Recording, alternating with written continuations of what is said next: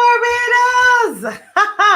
Good evening. This is Marcia Weeks, and you are watching the Marcia Weeks Show. And I'm coming to you live from Barbados, and it is a great day. I wonder if you had a wonderful day. Did you have a good day? I had such a beautiful day. Yesterday, I worked really, really hard. My first outside broadcast. I was there at the Democratic Labour Party at their annual conference, and I was there with Barbados Today. I saw Barbados Today. They were there from almost. They were there from a church service. I was there from a church service as well, and there was a nation there, and I saw photographers. There were bloggers there. I saw Emmanuel there from Politically Incorrect. There was Winston Clark there from Come Out Things, and there was also Lumumba from his show at 12 o'clock. So there were quite a few bloggers. Everybody, that's anybody doing any kind of media work, whether social media, whatever, they were there. So, and I'm sure that everybody's finding ways to broadcast whatever they learned. We saw the headlines in the papers today, and you would have seen the interviews that I carried and Mr. Thorne's speech, and just giving you a little idea of what was happening there at the headquarters. So yes, we were out there like all the other media houses. So it was a quite a learning experience for us. My husband standing right there beside me and giving me all the support. Yay for Dave, give a yay for Dave. Making sure that we were all up and ready to go. Thank you, Dave. Let me do that publicly, because he's a great support. And for you who signed on, there were so many of you who were logged on in the middle of the day. You were there with me we were on 3 different times, 3 different broadcasts, and you were there. And so, unfortunately, we were not able to carry our regular 7 o'clock program last night, because I would have been so tired. And plus, they were locking down the place. All right. So, everybody, we were there. We left when they were packing up and so on. That we left there. And it was indeed a great learning experience for me. Having face to face interviews, which I don't normally have. I normally have virtual interviews, and I actually liked it a lot, and I was learning on the job. Oh wow, and I'm sure lots of you might have done this before. If you have tidbits to me, yeah, what about that? If you have any tidbits to me, any suggestions to me, my first time really doing that. I think I did something once before with Fred Corbin, but it was not at that level. But this is my very first experience with that, and with the limited equipment, etc. But we were able to get it done, and it was a good experience yesterday at the Democratic Labour Party annual conference, and I'm hoping I'll get a chance to do some more outside broadcasts again. Yes. Wow. And good night. Let me say good night to everybody. Let me just say good night, a special good night to everybody who is joined on tonight, logged on. I see Joshua is on, Teroni is on. Good night, Teroni. Good night, Judy Jilks. Good night, Judy Jilks. Good night, Queen Bee. Good night. Good night, Mildred Bean. Cecilia Miller. Good night. Good night, Queen McQueenist. Just in time. Good night. Michael Jilks, how you doing, my brother? Nigel Carrington, everybody good? How is the loyal opposition?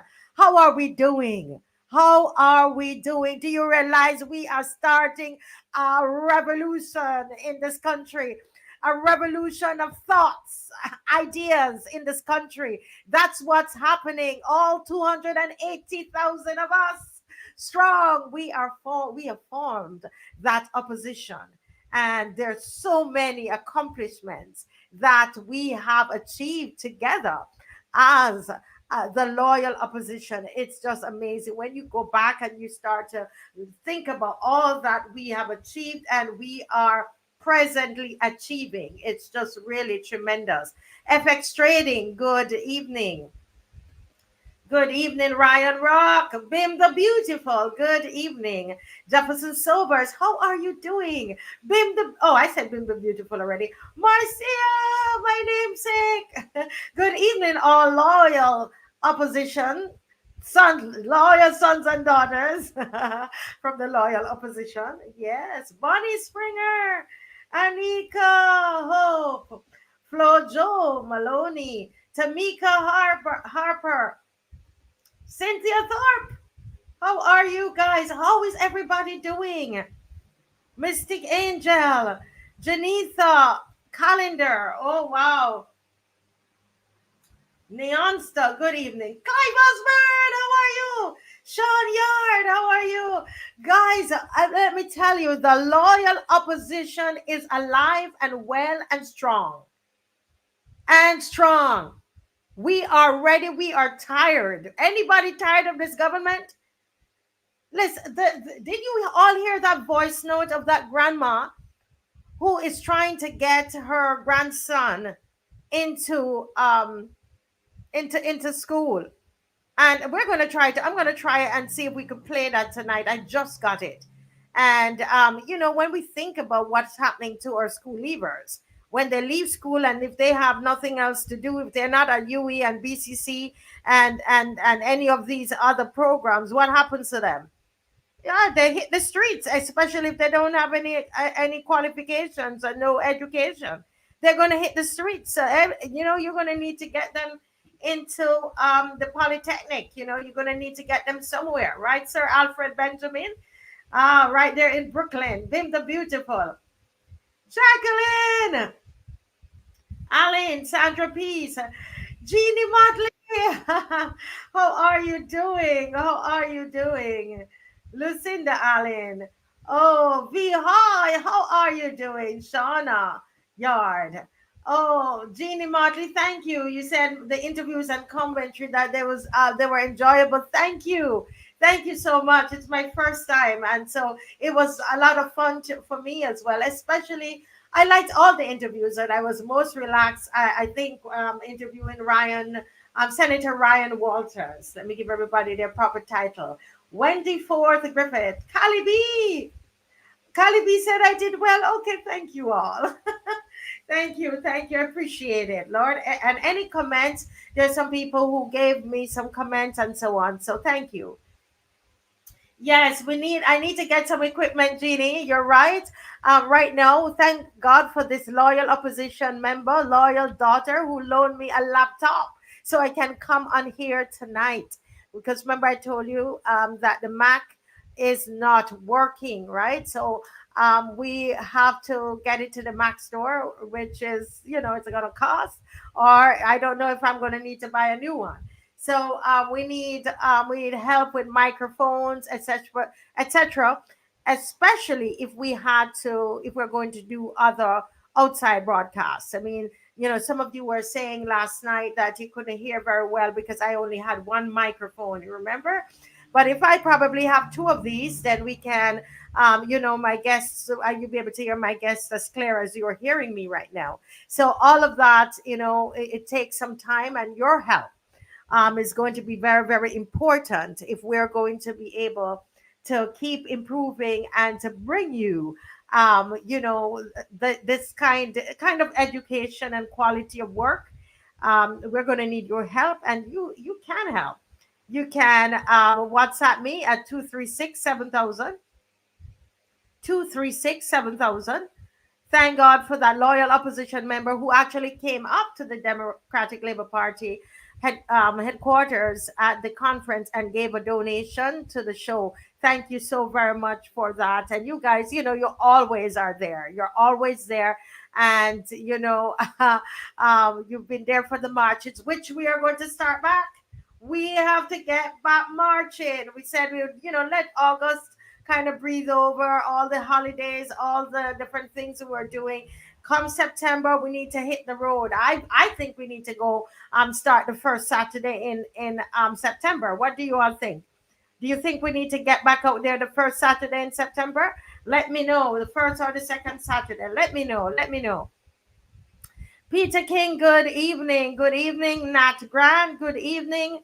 Natasha Hope, how are you? Thank you all for the good wishes. Good night. Good night, champ. Yes, Callie B is watching from Reading, UK. Callie B, can you give me a call? Give me a WhatsApp, please. I should be passing through the UK. All right, I should be passing through the UK.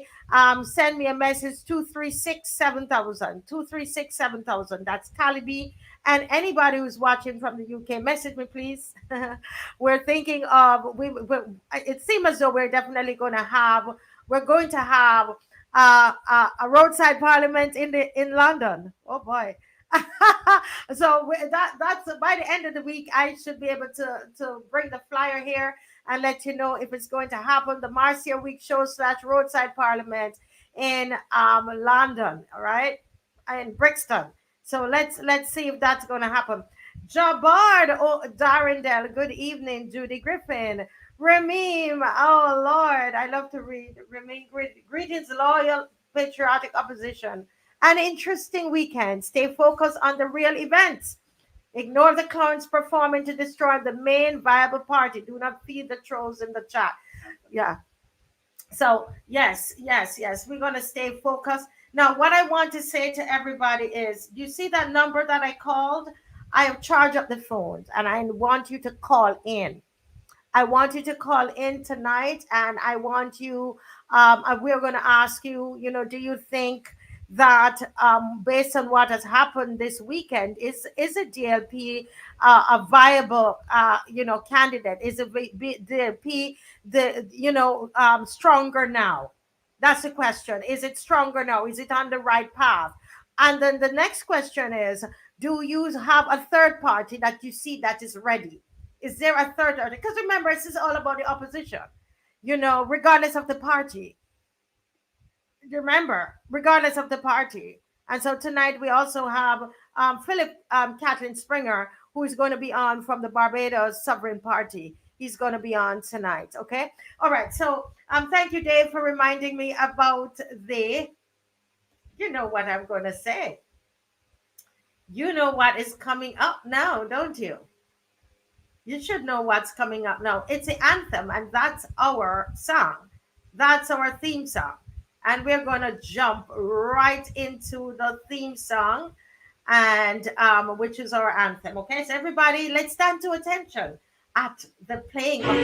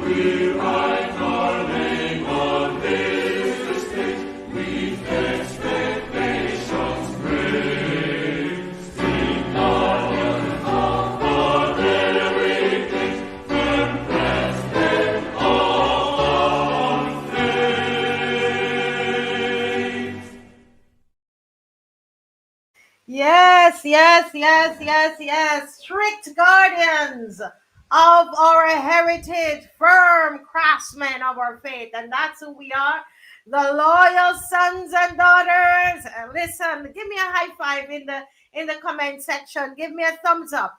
If you are a loyal son or daughter, give me a thumbs up in the comment section. This is really what it's about. It's getting a strong opposition in this country, regardless of the party. Regardless of the party, we need a strong opposition, people. And before we had, an actual person in parliament, that we were that roadside parliament, and we still are. Do you remember that? We were the one kicking up dust outside of that parliament, and we continue to do that. We're not going to leave everything for Mr. Thorne to do on the inside and the senators to do, right, in the Senate. No, no, no, no. We continue. We continue, loyal sons and daughters, because we are the opposition, and this is what we're standing up for. This is it. So all of those who want to come into the comment section tonight and to do whatever, we're going to stay focused. Guys, tonight we ignore. We ignore the detractors. We ignore those who want to take us off course. We ignore them. We focus on our beloved country, Barbados, and the fight for a strong opposition. And that is clear. We will continue to do that regardless of what party it is.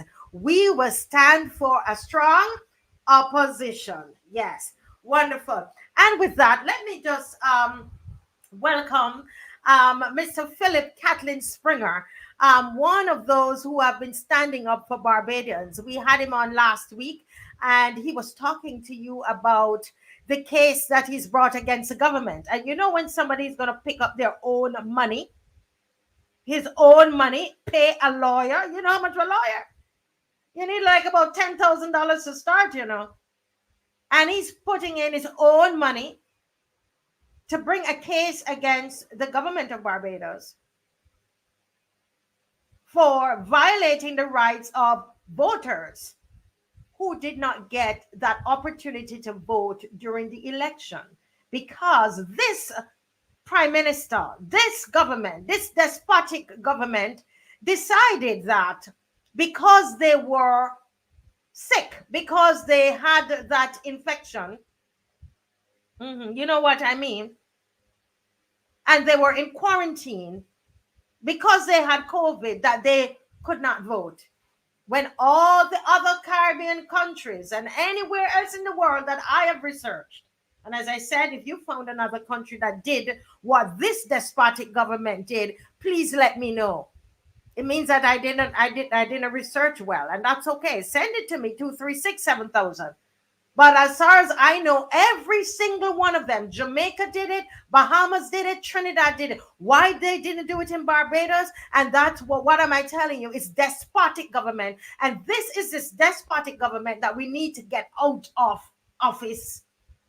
So while we come in the comment section and we're going to start a quarrel and we're going to start, let's keep our focus on one place tonight. One place opposition. And Philip Springer from the Barbados Sovereignty Party had the courage and the guts and put his mouth where his mouth is. And he took this, he has them in court. And we have him on tonight. Let me just welcome this brave man, Philip Catlin Springer. Good evening, sir. You are muted. Good evening, Marcia, and good evening to all the viewers, all those people. I'm here looking at the comments even as you were speaking, and I want to thank you for inviting me back. I also want to tell you the starting price was $11,500, and then $7,500 to make an application to the CCJ, which never happened because they came back and gave me a verdict. But they pushed it so long, we had to start the process of otherwise it would still be sitting waiting for a decision. Wow. And yeah, that's most unfortunate. And I commend you. You know that I do. But and we're going to talk about the readiness of your party a little later. But Mhm. I want to ask you, as the you are the founder of the party, you're the I president of am. the party, I Mr. am. Yes. Yeah, the Barbados Sovereignty Party.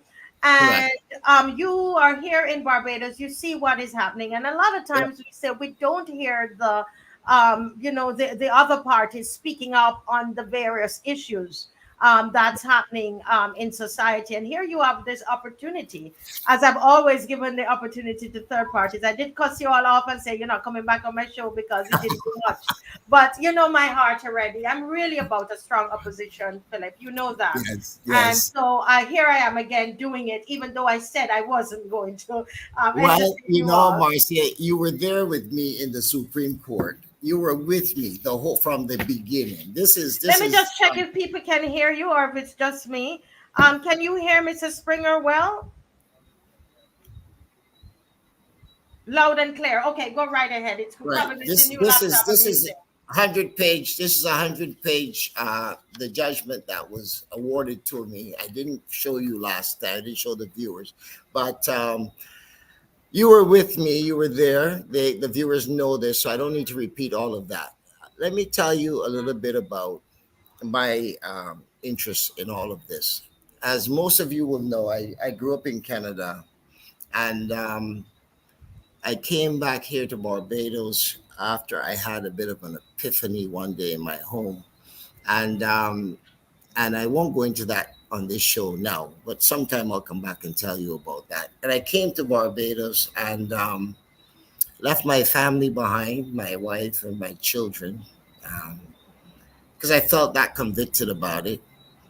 And I came back to Barbados, and I was met with a lot of opposition, a lot of like, man, go back where you come from and all kinds of stuff. I'm not talking even from strangers, man. I'm talking from my own family, people who I thought was gonna greet me and say, "Hey, welcome home," prodigal son or whatever. They Yes. told me, "No, go back where you came from. You got away. Wait, what are you doing back here?" Well, I had a great life in Canada, and I grew up. I had probably experiences that I wouldn't have had here, but it also made me prepared for this moment in time. When I see the country that I was born in taking such a wrong turn, going down Mhm. such a diabolical path. And Marcia, I could not help but be um, energized sufficiently so to take action. I spoke to lots of people about taking action and going into court. I was prepared to pay the bill. There were about 10 groups. I must tell you this though. There were 10 groups. Concerned Citizens was one of them, and there were a number of, I can't remember all the names now. Even the BFP, Alex Mitchell, his party, they were the only political party that gave me some support. Yes, and they came into the thing, and the 10 groups uh, um, said yes, we want to go to, but we don't have the money.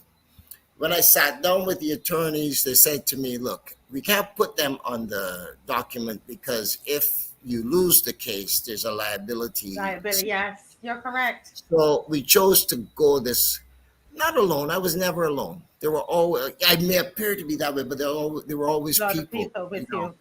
and they came to the courthouse and they stood with me in the courthouse and so Hmm. on and so forth. Emmanuel, Lumumba, and on and on and on.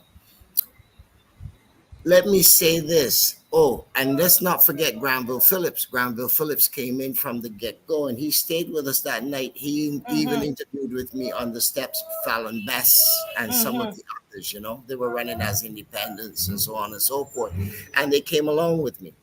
When the time came, Granville called me and he said, Philip, I have 11 candidates, and Apostle Leroy Scantlebury has a few, whatever they were, three, four, five, whatever. He says, let's form a coalition. And we did that. So we actually ended up with 22 candidates Yeah, in the election. I remember, and it was good to see that coalition. But Mr. Kathleen Springer, here we are right now, and we are looking at this situation that we're seeing in Barbados. We had a government that came to us and they said that they cared. You remember that Yes, that was a yes, slogan that this despotic government yes, yes, came to us with, to say that they care. yes, Mia they did. cares. And when we look and we saw, we're seeing what's happening right there in Silver Hill, where a young girl was sitting. I thought she was on the outside, but I was corrected by the viewers and said she was sitting at her door. She was inside her house, basically at the doorway, and she was shot. When we see the kind of gun terror that is happening in this country and being inflicted even on our children, I want to ask you, Mr. Springer, what are your thoughts on this? What is the Barbados Sovereignty Party what do you have to say about this gun terror that we're experiencing under this mere motley despotic government? Well, first of all, Marcia, the first thing that comes to my thoughts are, where's the gun manufacturing company in Barbados? I've never seen one. Where's the bullet manufacturing company in Barbados? I've never seen Mm, one. I've never seen one in the Caribbean. And I have traveled to every island in this Caribbean at least 5 times, minimum. So the question is, how are the guns arriving in Barbados? Through our ports that we pride ourselves on. How are they getting into the island, and how are they getting into the hands of the young men and women? Because it's not just men anymore, it's women as mhm. well that are using these weapons. And now you have young children being affected by this. Now, this is a serious matter, Marcia.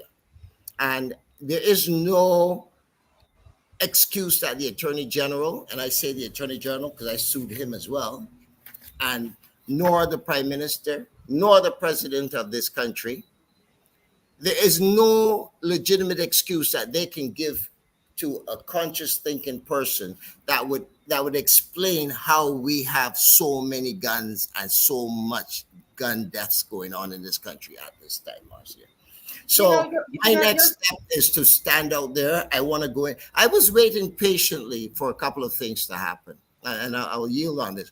One, I was waiting for uh, to see what the court was going to do relative to my lawsuit. Two, I wanted to see how the DLP was going to resolve their issues relative to their family fight. That's what I would call that. You know, my great uncle Errol Barrow started the DLP party, and I feel very akin to the DLP. I was a member of the DLP. As a matter of fact, I served on the executive, even though I was in Canada. I came here to the conventions and so on and so forth, and I represented I was a delegate from St. Thomas. That's where my roots are. Let me say to you that I was waiting to see how they panned out. And I saw, as of yesterday, I saw what transpired there. And I'm ready to hit the ground. I'm ready to address the issue of gun violence, yes. poverty, even the state of the economy, and even something very pressing. This next pandemic that they're about to drop Right. So upon we're us. gonna watch. Remember, don't say that V word. Right. Keep going. Yes, right? You know, that they're about to drop upon us, right? Because this is a systemic plan to take away our patriotic rights, to take away our civil rights, to take away our sovereignty. We've already lost the sovereignty, Hmm. Marcia. Hmm. We never had independence, and independence was a fraud because they put it upon us. They made us feel good, give us a little sugar, made us think that we had something, and then now they took it away without even giving us a chance to have a say in the republicanism. And now they want to. 3 years later, we don't have a constitution. We don't have a republican constitution. What Correct. are we doing? Where are we? There we have a government without a head, and it's all just swirling in the wind, and there's no proper governance in this country, Marcia. Yeah. You're so correct. I mean, there's so many things that's wrong with this BLP government. I mean, I tell you, if we could, if a lot of people have been buyer's remorse at this point. A lot of those who stood up in the sun, in the hot sun, A lot of you who took the little, whatever they gave you, the care package or the money, I mean, that money's done already. You ate the food and went to the bathroom, and looking at it now, a lot of you can't even afford to go to the supermarket. And that's what I want to talk to you about, Philip. Have you been hearing, Mrs. Springer, the cries of, parents and just families as they're going, having to go to the supermarket and can't afford food Marcia, in this Marcia, country? Are you hearing these cries? Marcia Weeks, I had the shock of my life. I went to the supermarket. I remember I arrived here on a Saturday afternoon, and I went to the supermarket the Sunday. Yeah. And when the bill hit $550, I said to the teller, "Stop! Your cash register is malfunction." Everybody started laughing. I was at $550, stuff that I would normally pick up in my hometown in Canada for about 150, not even $200. And I was at Mm-hmm. $550, and I said, "Stop! Your cash register is malfunction." There was a line behind me. People started laughing. They thought I was funny. I wasn't funny. I was mortified that a bill was $500 for the things that I picked up. Now, I understand there's a price difference. The dollar is weaker here, all these things. But you know what? You still have to live. Do you make as much money as the people over there? Can you live the same lifestyle as the people over there? So why are you paying this ridiculous prices for these things? This is all government failure, Marcia. When Yes. the government allows certain people to bring products in here, let me tell you a little trick that they use. And I know this. I'm a businessman. They buy the goods overseas. They have their companies set up overseas, primarily in Florida. They Mm-hmm. charge themselves the prices in Florida. They charge themselves the price, and then they ship. So they already made their profit before those goods leave the warehouse in Florida Mm-hmm. and get to Barbados. So anything they make on top of that is bonus. I know that for a fact. Nobody, I don't care who you are. If you want to come on here today and challenge me, I will pull it out and show you. This is where Barbadians get fleeced, West Indians in particular, or Caribbean people, whatever you want to call them. But it's a terrible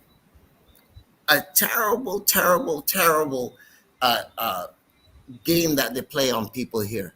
All of these companies, I will not call any names for liability reasons, but all of them have shell companies overseas, in Florida in particular, because that's where most things are shipped from Miami to Barbados. Mm. And then they sell to their shell company, which then sells to the public of Barbados. So they've already Wow. made their profit before those goods get here. That's why Yes. things are so expensive in this country, Marcia. Well, I'm hoping that this is an area that you would make some proposals and do what you need to do. Philip Springer, you're a man of action, as we've seen, where you have put your own money and suing the government on behalf of the people of Barbados. And I think that, I honestly think from the bottom of my heart, that is extremely commendable. And you've been at this since the last election. You could have given this up. You could have decided that you're not going to do it anymore. It's past and gone. Everybody forget about it. But no, you are still at it, and that is really, really awesome. But Mrs. Springer, somebody Let, might look and they let say, me but interrupt. Let me interrupt you Barbara. for a second. Let me interrupt you for a second. I'm trying to read your comments as they're coming up on the site. Someone said, "You left your wife and children. You left your family." I did. I did, folks. I try to serve a God that I believe in, Most High God. Some people think I'm a nutcase because I believe in God, and I'm very committed to that. However, my wife understood my decision, and so did my children, as young as they were. I remember my kids and I went out to lunch at Swiss Chalet, and my daughters, they said to me, "Daddy, you have to go where you have to go. It's okay. Yeah, We'll be fine." and you But made a let me say decision. this. Let me say this. And I want to be very. My family did not. And it's not easy to walk away from your family. I didn't walk away, but to leave your young children and your Because spouse and you're a man on a mission. right. A And man I on, I chose yeah. to do what God asked me to do. And God didn't tell me to come and run for politics, but He said to me that you go to the Caribbean and this is what you're going to do, A, B, and C. And He gave me a number Mhm. of points, which I wrote down, which I followed to Yeah. this day. But you It's know, just that when I got here, and I just want to say, I saw the mess that this place, you have to clean the house before you can start to repair and do the things you need to do, Marcia. yeah, and that's what I know that your party is going to try to do. No, but tell us in the next 5 minutes that we have, because I know you have another interview coming up. Can you tell us Yes, I what did come. it is the Barbados Sovereignty Party? Is it? Would you, in your opinion, would you say that you're more ready now than you were? What's it? 2 years ago? Absolutely. You're more ready. Oh, in Absolutely, what Marcia. way? In what way? 2 years Because ago, I was, yes, yeah. I was trying to fight for a right. 2 years ago, I was just trying to get the right thing done.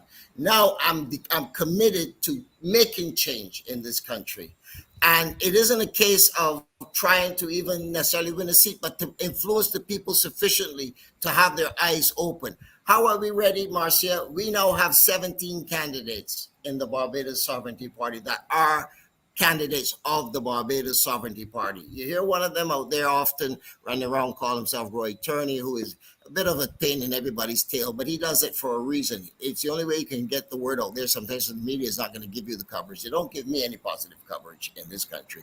Anyway, I say this to you. We are ready. We have 17 candidates. I just met with one of our candidates last night, Roy and I, and we don't just have people of melanin. We now have people of other races that are saying, "Hey, we are Barbadians too, and we want to see the right thing done." And I will say this: the support is growing so tremendous that it is scary because now people are calling us and saying, "When are you going to come and talk to us?" And we've been doing that quietly. We're getting ready now to open our first office. We're getting ready to open our first office here in Barbados. And this is important because to make that investment, to make that commitment, that is no longer a small thing. We're looking Yeah. for good people. We're looking for regular, ordinary people. I think that the political class has sold this country down the drain for their own interest and in their own self-interest. And unfortunately, they've not done the people any favor. Now, you can manage and govern a country by selecting the best people available. They don't have to be elected. You can Mm-hmm. select, once you're the government, you can select the best people available to run the country. And that's how I see it. I'm not focusing on trying to find the best lawyer or the politician to, no, no, no, no, no, no, no, no. Let us set a standard. Let us set some rules that are going to clean up the mess that we have ourselves in now. And from there, we will ask Barbadians like myself, who's lived overseas and lived in other countries and live here in Barbados, who've been educated free by this country, to give service back to this country, but do it not because you want to enrich yourself, but because you love your family and you want to do the best for your family. And your family is the next guy and the next guy and the next guy, your neighbors. I have great neighbors, fantastic neighbors. They're like family to me. They're not my blood, but Yeah. they feed me, they come over, they check on me, make sure that I'm okay, all kinds of stuff. And I'm thankful for that, Marcia. I've made a lot of good friends and I've met people I didn't know. I haven't been away for a long time. But guess what? We want to make a difference and we Yes. are going to listen to the people of Barbados. We're going to say to the people, this is your government. We are your servants. We're going there to represent you, not to see how much deals we can make under the table or how much stuff we can steal out of the treasury or whatever the case may be. Already they love messing. Every time I come on your show, they love to shut down the hearing. I don't understand. Is It's it a that usual, relevant? it's a Last night usual they shut me thing. down for 12 hours, Marcy. I got another It's a interview usual after this, thing, and they're going to try the Philip. But same you know, thing. I just want to say to you that it is important. Just one thing, Right? yeah, as I said, you If I know, wasn't doing something right, if I wasn't doing something right, Marcia, and being a pain in their tail, they wouldn't do this. And I know where it's coming from, but that's yes, what yeah. Can you hear me, guys? Are you hearing me? You see, yeah. Yes, loud and clear. We're very much familiar. We're not going to focus on that. I just want to say to you, keep going. I hope that when we start back the marches, that we will have a full opposition. We will have members, I'll be people there. from the Democratic Labour Party, people from the Barbados Sovereignty Party, people from Yeah. UPP, as well, and all the other parties that exist, that they would come out to the marches. Come out to the I marches. think When you hear the I march, think all the this is third the party opposition people. march. Yes, you're saying something, Philip? Yes? I think that all of us independent persons who are looking to make an improvement on this country need to come together. We don't have to go under one umbrella, but we need to form a coalition in our thinking, a meeting of the minds. The objective should be the same. I don't care what you call yourself, but I'll tell you what. I will run a campaign that says neither B nor D. I've already got it all strategized. I have backers now. I have money. I have the people behind me. And let me tell you something. I'm going to unleash it on this Yeah. country in the next couple of months. Well, Philip, I just want to say thank you. I know you're a busy man. You have another interview coming up, but I thank you for coming on tonight. And as I said, I consider you as part of the opposition, because here we are. The opposition is to all of us in this country. And once you are a voice of opposition, we welcome you on the show. All right, so you are welcome on the show. We reach out to all the parties, and we can only take those who come. If you don't come, how are you gonna get a voice on here if you don't come? So If thank you you so don't much. play, you can't win. You can't. You don't have a chance of winning if you don't play. What I mean by that, folks, I could Canada. I could have stayed there and lived my life out. I'm fairly well off, so I don't have to worry about those We things. just have a minute, though, Uh, Philip. but One more I minute. I Thank you. heard the voice of God, and I follow. Yeah, I follow what I was told, and I came and I expect the opposition. I expect the pushback. I expect all of those things, but I am not afraid of them. That's why I put my money where my mouth is. And Yes. and guess what? We're gonna keep fighting. We have a law class action coming. I'm gonna bring those people on here. I spoke to the attorneys up to today, and we're gonna prosecute that matter as well, Marcia. And you're gonna be there in the front line. I told you I'll break that on your show, and I will do so. Trust me. Yes. Thank you so much, Philip. And Thank you you very have much. a wonderful night, and enjoy, and all the best to the Barbados Sovereignty Party. Okay. God bless you. Bye bye. Thank Okay, well that was wonderful, and I love to see, you know me, I love to see people stand up for others, and stand up, be a voice, and that's what we are doing. We stand up, and we need to stand up against this despotic government. We need another march. We need another march. We need another march to say to this government, we need you to tell us, why is it that the petrol prices have decreased and have fluctuated throughout other countries except Barbados? We need to ask this Mia Motley government why. We need to get those things on a placard and be outside. We need to ask her what is happening with the prices in the supermarket. Why is it we will go in 1 week and it's one price? I came here and showed you a product, and by the next week, literally 7 days, is a dollar something on the product, not 2 cents, a dollar something. Not to mention petrol that I mentioned earlier. Folks, we need to hit the streets. This is a government that told us that they cared. And right now, we are suffering under their hands. We don't even feel safe in our house. We can't sit outside on your veranda. Gunshots going to the busing gunshots. You have to be running inside. You see how they splintered gunshots on the woman's veranda. Can you imagine if the entire family was sitting outside? What would have happened? It was on a veranda. And this is a government that said they had it all together. And this is a government when the other party was in power, when it came on to crime, oh my goodness, the way they behaved. And the homicide rate was nothing like what we are seeing here today. Nothing like what we're seeing here today. They went around and they give us red shirts. I tell you, I need a red shirt on the show as a prop. Caswell says he has one. I might need to go down to the office and get it. Because I need to remind you of the cause of your misery. You need to remember the cause of your misery. The reason you are seeing red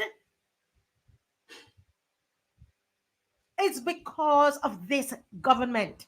Borrow, debt, 7 times more debts. And guess what? We have nothing to show for it. Nothing. They told us about Kensington and they spend money on Kensington and all they can talk about is the lights. Huh? You believe that? Irresponsible government. Listen, Bajans. Listen, people, we need to get rid of them. We need to get rid of them.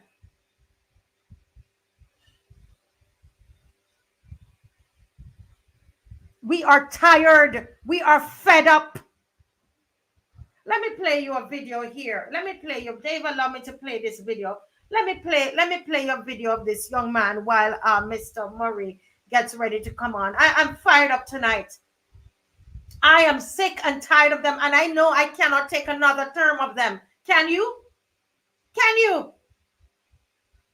Let me play you this video here. That it broke my heart. You hear me? Hear me? Broke my heart. I want you to listen. And those of you who come on here and you come to create problems, we ignoring you tonight, and we know exactly what our problem is. We know where our problem lies, you know. We know. So you coming on here, there's no distraction because we feel the pain. And we know where the pain is, who is inflicting the pain on us. It's not you. It's not you in the comment section. So you listen to this young man and you're going to feel his pain. And you're going to know where his pain is coming from. And you're going to see what you need to do to get rid of the pain. Listen here. Yeah, people.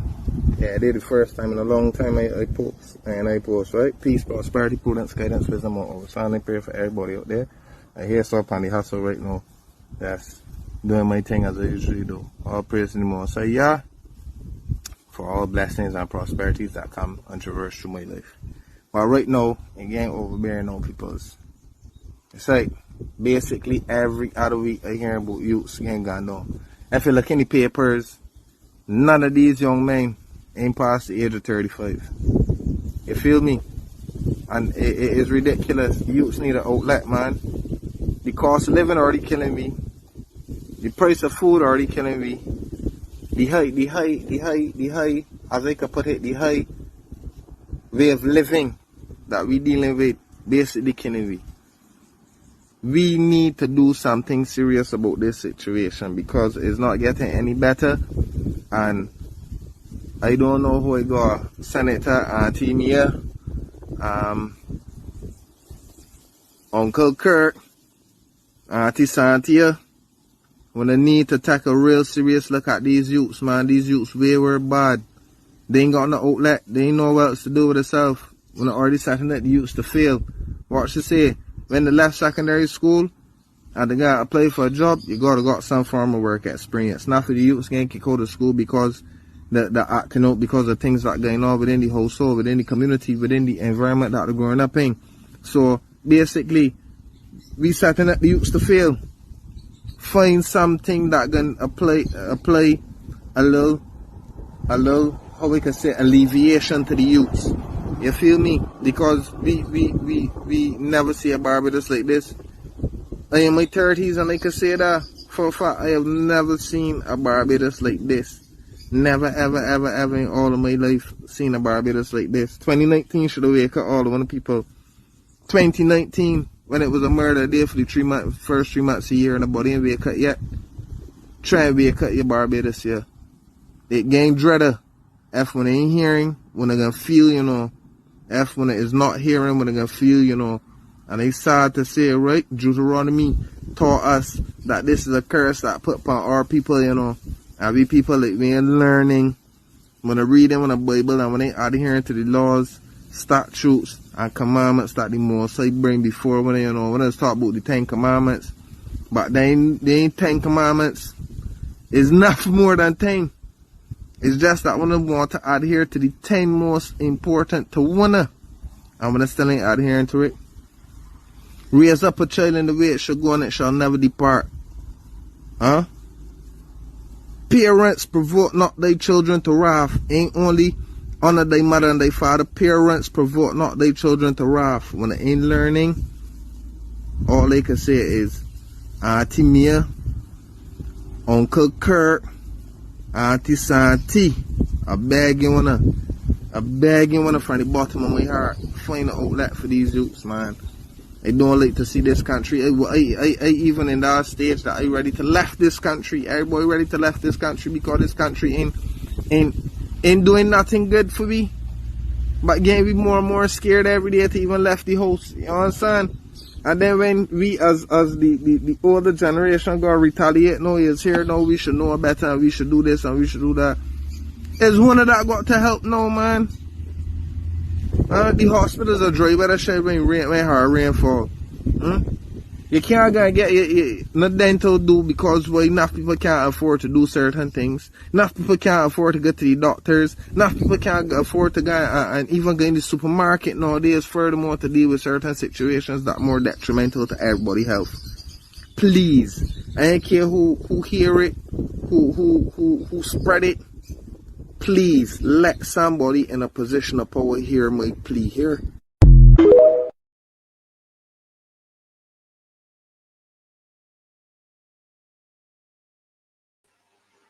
Folks, did you hear that young man's plea? We have over 900 persons watching. When I was listening, I've listened to it before, but as I listened tonight, I was making notes. I was writing down what he's saying. We are trying to find out what is happening with our young people and why so many of our young men end up on the streets with the long guns that are sometimes longer as tall as up to their shoulders. We are wondering what is happening to our society. This young man has just told us a large part of what the problem is. And he's asking us to listen. The first thing I wanted to note about this, let me tell you something. Those of you on here, you better be careful. Because I don't have any lock and key to lock in the door, but I will take you off of this chat. Okay? So you better be careful of what you're doing. If you could hear a video like this, a young man pouring out of his heart like this, and you're coming on here with distractions, I tell you something, keep it up. You keep it up. Now, the first thing that you should note is that this young man had on a mask on his face. Did you notice that, anybody? Did you notice that the young man had a mask on his face? Can anybody, we have a couple minutes before Mr. Glenn Murray comes. Let's examine this video because he's asked us to listen. Okay? So let's shut out the noise, the yard phone noise, and listen. Okay? Did you notice that he was wearing a mask on his face? Can anybody out there tell me why you think he's wearing a mask on his face? What is he saying, right? That would warrant him wearing a mask on his face. Why in Barbados? This is 2024. Why is he wearing the mask on his face? They're afraid. Correct, Kim. Fear. Fear of being further marginalized and further victimized in this despotic regime. There is nothing this young man is saying that on a normal circumstances he should be masking up like that. The fear is real in here because of Mia Motley's despotic regime that Owen Arthur told us about, and we still lined up and drank the red Kool-Aid and voted them in. And look, they're destroying this country. They are destroying. Look, he's wearing a mask, right? Because he's afraid of being attacked on social media, as they are doing people like myself that I don't even care. And I wear no mask. But this young man is wearing a mask. Yeah? Mm-hmm. All right, so that's it. You leave in here now.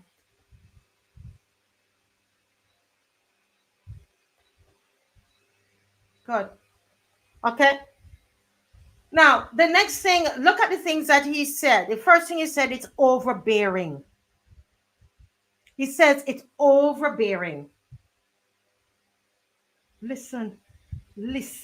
If we don't listen, we're not going to learn and understand what our young people are facing. The young man with the mask on his face, afraid to speak, but he still came out and said something. It's overbearing. What they're facing, they can't bear it. The high cost of living. What's overbearing? The high cost of living. He didn't have to come and tell us, we know. And then he starts to appeal to Auntie Mia, Uncle Kirk, and Auntie Santia. This young man is caught speaking to them like they're his relatives. They have fooled us to make us believe that we are their relatives. We are family to them. And so our young people are calling it auntie and uncle.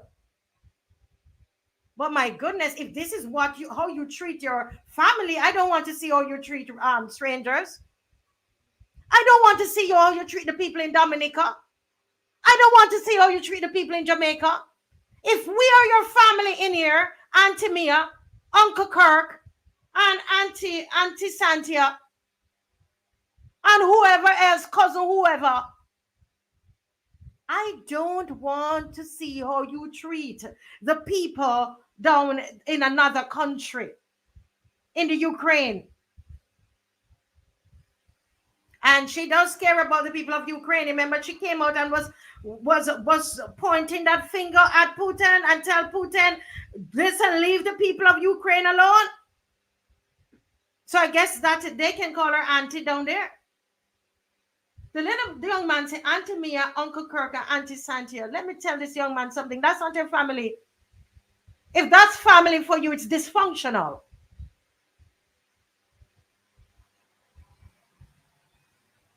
They asked him, he said, do something for the youth, right? Find something to help us. And you know what he said? A line that I will never forget. He said, he said, I'm 30 something. I believe that's his age, right? You can correct me if I'm wrong.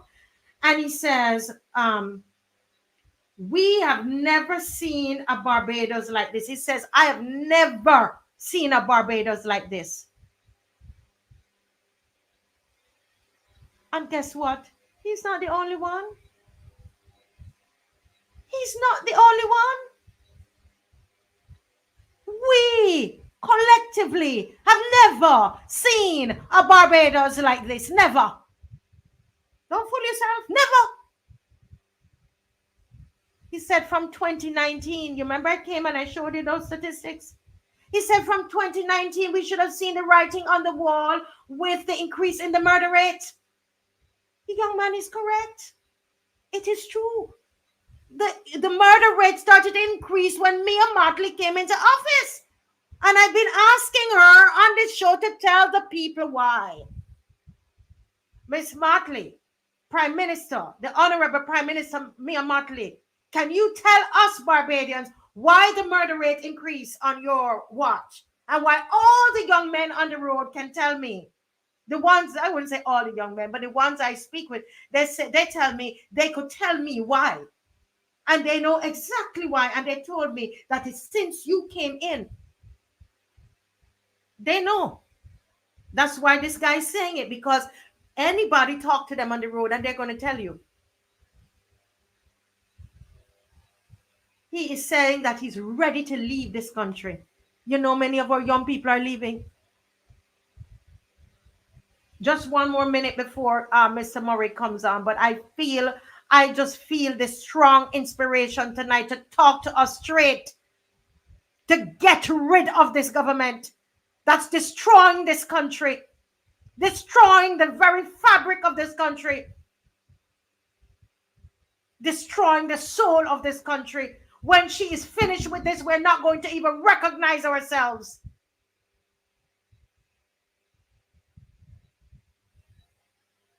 This young man said they can't go to the dentist. Huh? He says we can't go to the doctor. He's saying Auntie Mia and Aunt Uncle Kirk and Auntie Santa, we are scared. The little picnic them said they're scared. The young people are telling them they are scared. And we are trying to figure out what is happening to our young people. He has just told us it all with a mask on his face. And some of us, all we're doing is passing it along, and we decide we are doing nothing about it. All we're doing is passing it along, sending it along. What are you doing about it? We are to be held accountable for what he has said to us. The adults in this society, we must do something about it, regardless of the party. Come on, opposition, stand up strong. Put on your big people clothes. Put on your big people underwear. Put on the big people brief.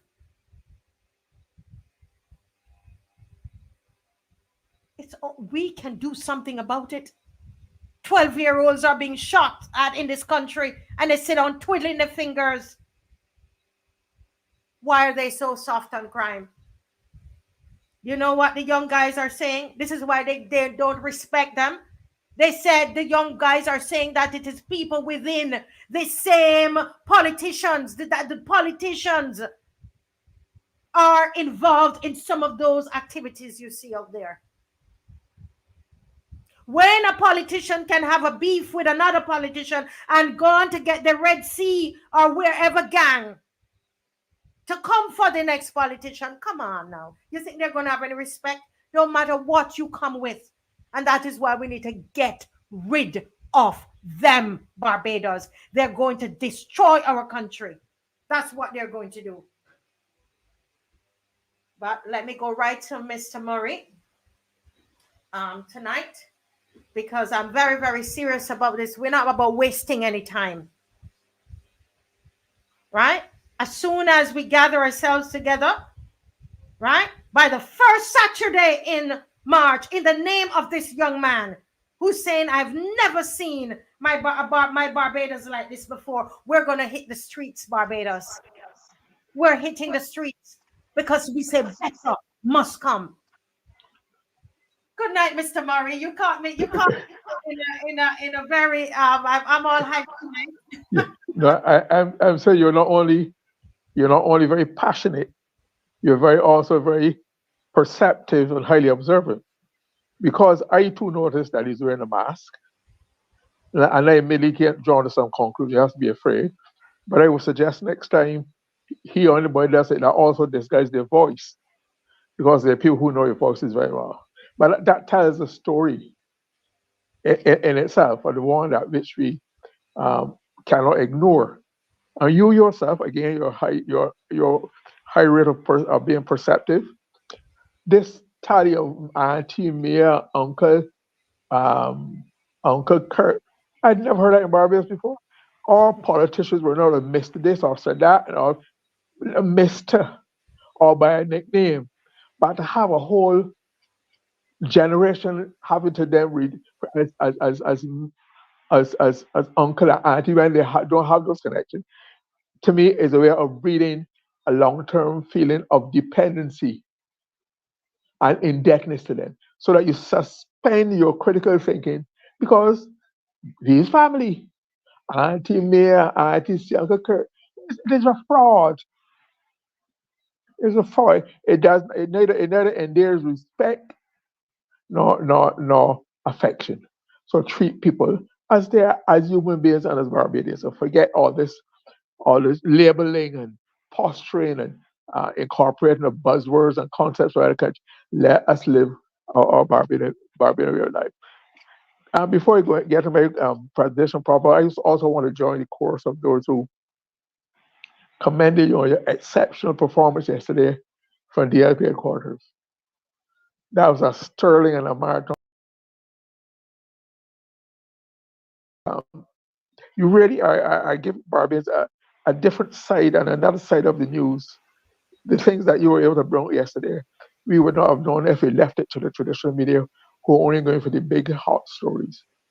You brought a human face and feeling and ideas. I think it was a magnificent job. You keep going from step to step, and I want to commend you. I'll show you my full support wherever I can. Well, Mr. Murray, hearing that from you, because you do call from time to time, you give me little pointers and so on. And I respect Mr. Murray so much. He's 80 years old. And for me, I was saying to my husband today, Mr. Murray, that it's an honor for me to be sharing the space with you. Honestly, we have the best panel that ever exists. You talk about Kaiser Franklin, years of experience, and Mr. Murray's 80 years old and served in so many different aspects in government. So when they come on, I learned so much from you, sir. Maxine McLean, Rose Corbin, Hemar Stewart, who is going to be back with us in September. But I'm so grateful to be sitting here in your company. Thank you very much. But you also help to bring out the best in us, because your creativity is not only in making movies. You bring stories to life. Every day you create a movie. Every show you have is a movie, in a way, because it's full of creativity and imagination. You see things, you leap onto them, you turn them into meaningful activities and information, and yeah, to me, I must highly commend you for it. Thank you, sir. Thank you. Right. Appreciate that. But as you know, my title tonight is process always matters. Yes. Process always matters. In other Barbadian terms, it says that means if you start wrong, you end wrong. Mm. And it's because process matters. If imagine you're going into the surgery, and the procedures, the processes that they have to go through to give you a safe and successful operation, if those are not gone through, the outcome is doubtful.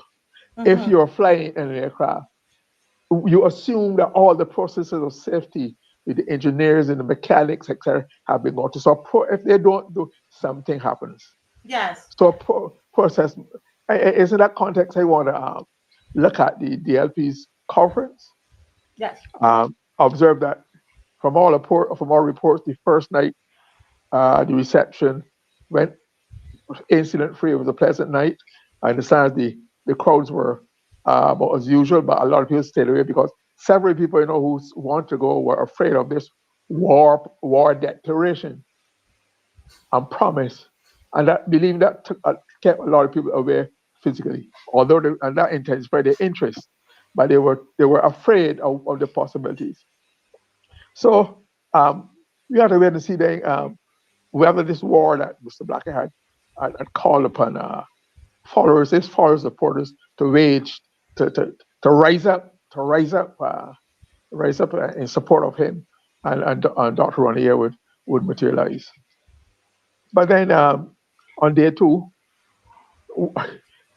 I said, no, by the way, I'll be 81 next month, so I'm getting there. You have to tell us your birthday so we can make a big thing about it. No. All right, when that closer to the time. So, in my and I, like I said, I've been watching politics closely since 1951, right? When I was 8 years old. And what I saw happen at the DLP's annual conference on Saturday was the greatest bout of political misbehavior I've ever seen in my life. Nothing Wow. has Miss, ever so come you are, close to it. hold a minute. I normally don't I don't ask you any question when you're doing. I just listen. But I want to. Can you say that? Can you say that again? And you're gonna have to break this down. Did you hear what Mr. Murray said, people? That what he It, saw it happen on Saturday. Remember, he's gonna be 81 next month. That we're gonna make a big splash of it. oh Lord, And he is Lord have saying mercy. he's saying that he's never seen anything like this, or that it is what, how do you describe the behavior at the headquarters, Mr. Murray? Disgraceful. Absolutely did nobody any good, especially those who called for it, incited and assisted in it. It was to all intents and purposes. I've seen all kind of arguments, discussion, controversies between parties, within parties, his faction of the party, and nothing ever come close to this. It was literally an attempted bloodless coup. It was a coup to take over a meeting like that. It seemed as though all those involved had no sense of order, good behavior, structure, process, nothing. I mean, it reminded me. I was in the literary and debating society at Commonwealth School. We Mm-hmm. had all kind of debates. Never. I used to be a part of a very well-known youth club in Barbados called Bristol Rangers Club. But we knew there was a code of conduct and behavior in debating. And for then these persons to go and literally try to hijack the meeting is surely reprehensible, and something that something that they should always be ashamed of. There were no winners. There were none at all. And I think we barely. It's a good thing that there were some cooler heads and more sensible heads and level heads Yes, that pretend. Otherwise, I think we were bordering on actual um, physical violence. yes, And I heard stories that some of those who are involved in all this political thing are very are very very want to flash their guns that they have personally. So that's something that happened. You never know how bad it would be, and it would have given the stain that we have avoided. Marcy, I've not heard of a rock stone being pelted at a political meeting for how many years I can't remember. We verbalize our disagreements, our anger, our hostility, but taking it in this way, especially in politics, is a new law that I think that we should that those who were the mainstays of it in the DLP should apologize to the public as soon as possible and deeply and show their contrition in other ways. Because Mr. Murray, if I may just read this comment, you will get your time back. But I think it's important because I'm trying. You are 80, so I'm gonna learn from you. You're telling me that this is unprecedented, the behavior that was there, this that was displayed. I'm gonna take it from 81-year-old Mr. Murray. not yeah, Judith, almost. almost 81. Judith and Clark is saying that she said that she was at the meeting on April 21st. And let me just read you what she said, Mr. Murray. Just she said, I've never seen anything like it before either. The first time I saw it was April 21st at the members' meeting when the general secretary brought a no confidence motion, and then Saturday was just as bad or worse. So for her, the first time she saw it, that was because I know Judith. She's told me that she's a member of the party for all many years, and she said she saw it the first time on April 21st, and she saw it again on Saturday. I just wanted to read that. Go ahead, Mr. Murray.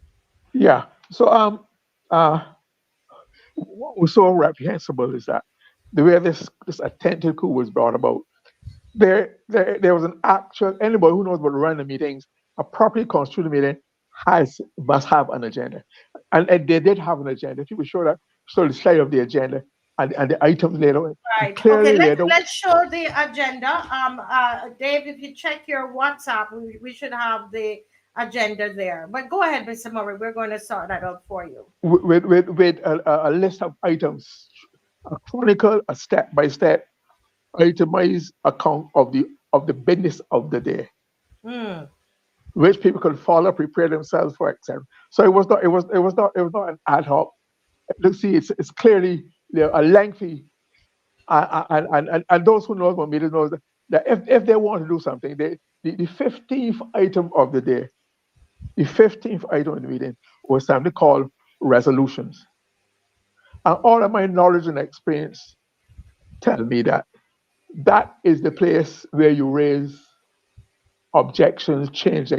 You don't barge in and take over the meeting and dismiss the whole structure and whatnot. Oh, so you're You, saying, Mr. Murray, teach us. So you're saying that where you have the call to order. Dave, can you pause it a little bit so we can read it? So this yeah, is Saturday, folks, and it yeah, says call to read it order, for them, right? morning devotion. Then they have the Democratic League of Women report, and then the Young Democrats report, and it reports some branches in the diaspora, Executive Council report, General Council report, Parliamentarian report, financial report, appointment of financial auditors, and then resolution. So you're saying in any meeting, where if you have something new to bring to the meeting, it happens at where you see resolutions, right? Yeah, yeah, Okay. yeah. I'm saying that if they had good intentions, if they were following international way of conducting meetings, next time is going to refer to a book called Robert's Rules of Order. That is the guidebook for the conduct of meetings all over the world, in private sector, in public sector, everything. People use that as the gospel. That's the international gold standard for Mm. conducting meetings, and it allows for.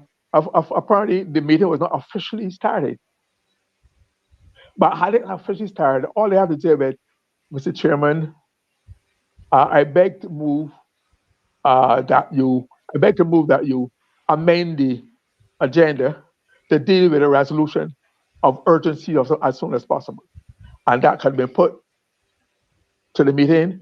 Those who are in favor say aye, and if they agree to it, can be put, and then they could have then put their objection in we'll read out what their resolution is, right? And then proceed to have the conference rule on it, yea or nay, support or not support it. But to move in there with that kind of roughshod um, misbehavior is something not I've never it must all the other founding fathers of the Democratic Party, all the political parties must be crying in their grave over this. See, here again now, we have seen a steady change and decline and change for the worse in most of our major institutions. That can't be denied. Now we're seeing it within the political party. Not only that, no, this was not at some general council or executive council meeting. This was in full glare of the public, Mm-hmm. broadcast live virtually for the world to see. It means that those who working had no, did not care about the reputation of themselves, the organization which they planted love so much, which they're trying to save, and that. So if you could turn to slide number 2, then Robert's Rules of Order. Yes.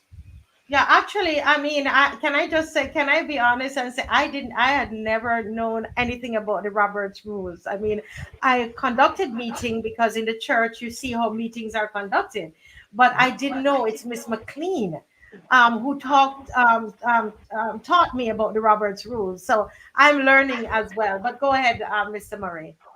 So, Robert, if you could show the slide on Roberts, if you can read what it says there on, Yes, okay. So yeah, the Roberts Rules of Parliamentary Procedure or Roberts Rules of Order.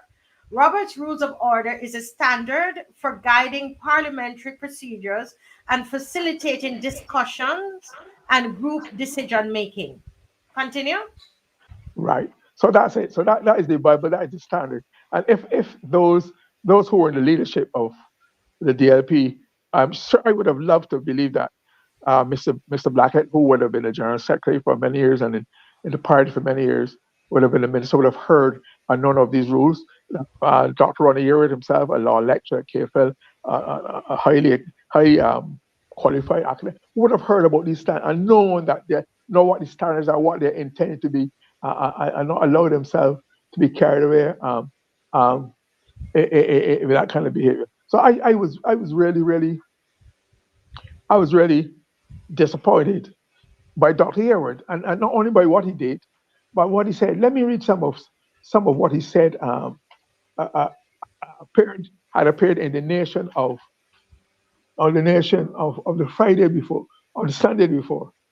He says, "You saw, or in the Sunday, you saw the young people for the first time in a long time in charge of Democrat Labour Party.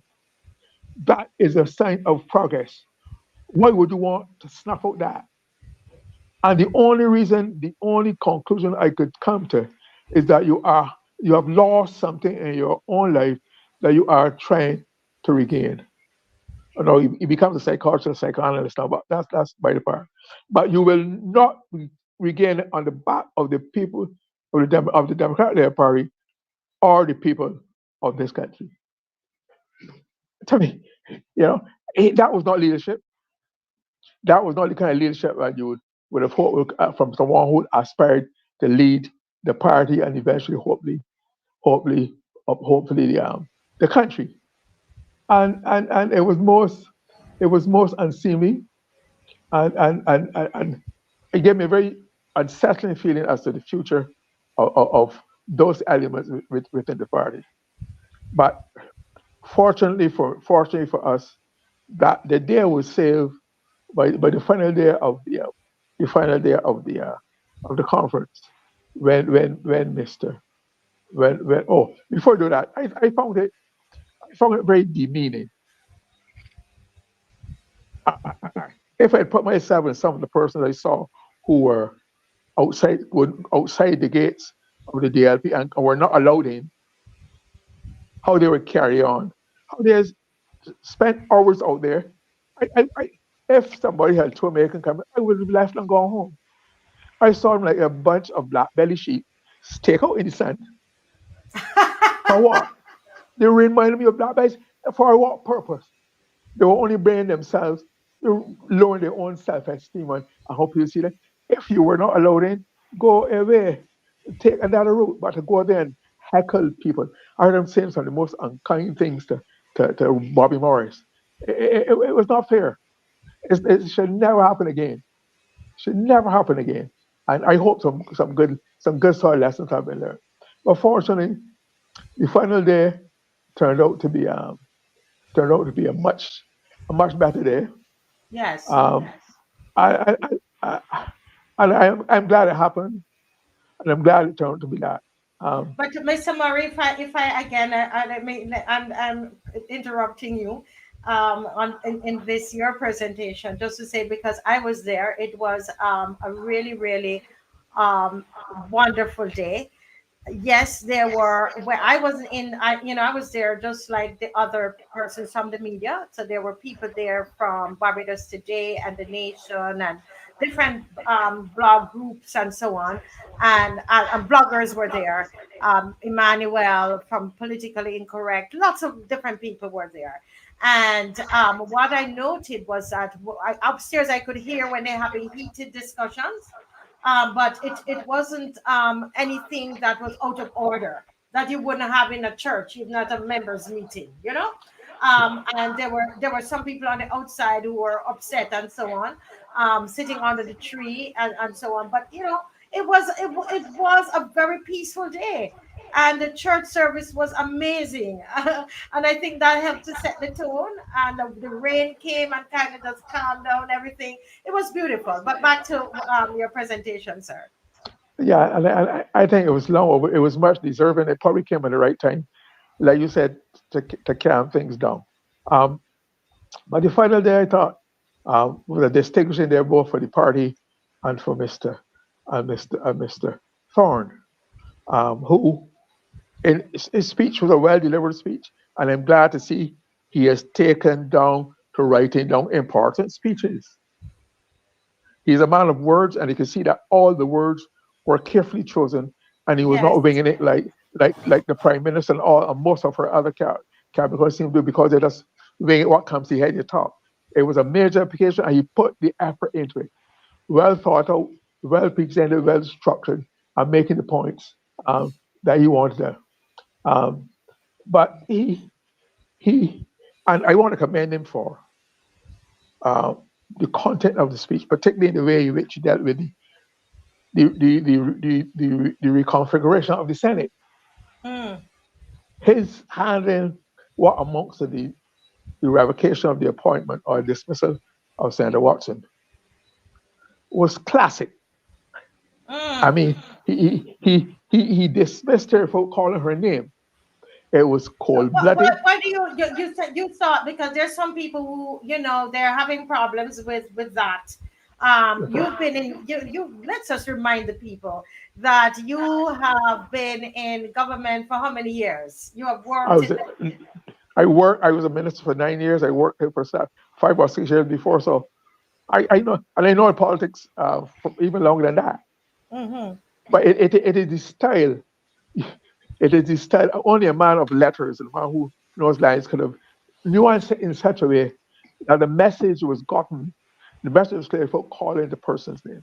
The result, Yes. the impact, the communication, the job was done. It reminded me, the only thing I can remember better than that more, and it was cold-bloodedly, calculatedly, deliberately done, chosen that word. Because he wrote his number, he wrote his words down, and he chose that, and it was a very effective way. It reminded me, the only thing that probably equaled that or suppressed that was sometimes in the 70s when Prime Minister Alvaro, there were two senators who voted for in favor of, I think, some government resolution, something with money, increased pay or something like that in the Senate against Mr. Barr's wishes.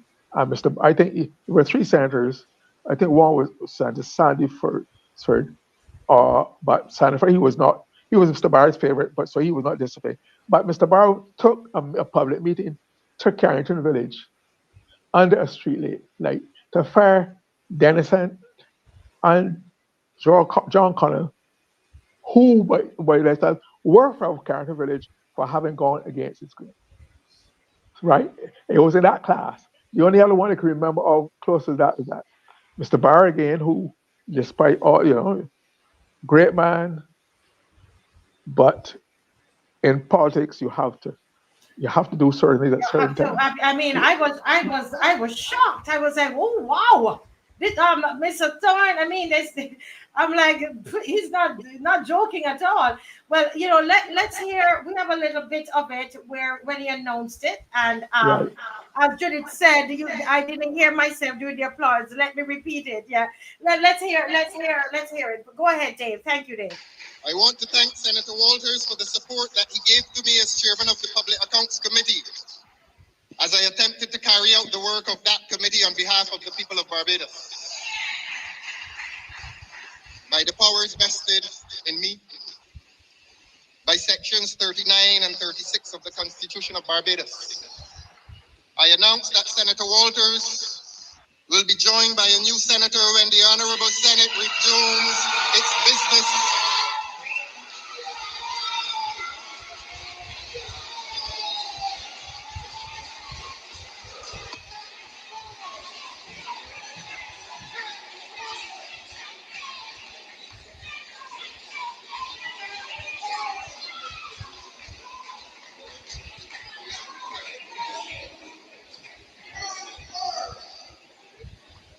Dave.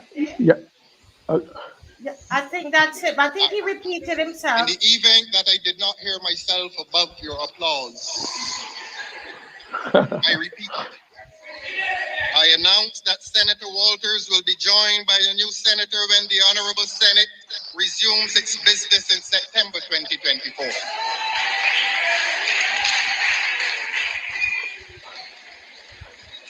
Wow. I see. The I public know. is See now what well you aware of said. the trials and tribulations that we have faced as a political party. Okay. Let's stop that a yeah. little bit. So I know. See what you said, that he fired her but did not call her name. He did not call her He said name. Senator Walters would He be he with another commended. senator. Ah. He had two senators in the Senate. He commended one for his support at Senate performance, and then went on to announce that he would be joined by a new representative in September. I mean, it's Ah. exquisite writing. Great stuff. Nuances were very, very clear. But only the only other thing that came close to that, like I said, like all leaders have to take tough decisions and they have to show this serious side of themselves. No matter how benevolent they might be by nature, they have to do what they have to do in the interest of the party, the country, the government, etc. But I'll also give you another story of attached to Mr. Barr. In the 1970s, there's a story that a minister he shuffled a minister from one ministry to the next. And the minister heard it. The minister told me that himself. He only knew about it on his way home listening to 4:30 news. So these things happen with leaders. They have to take tough decisions and they take them Yes. in that way. What I would like to say is that I would like to at this point urge on Mr. Thorne to open his eyes. That shows he's not a push a water. He's not a softy. He cannot be easily trampled upon. I think that act alone stamped his authority to a large extent on the party and shows that he means business. But I Mm-hmm. think that uh, there's a lot more. I think he needs to find time to tell more to the public. I tell you why. I know he's not a contentious, uh, cantankerous kind of person to revel in uproar and confusion. But at the same time, he has to be he has to compartmentalize his roles and play his political roles to be most effective and beneficial to him, the party. Um, there has been a lot of discussion. I think he has to give more information to the public to let them understand why he took that step and others that you probably will have to take in the future. I Yes. suspect I suspect that tactically this is a shot across the bow.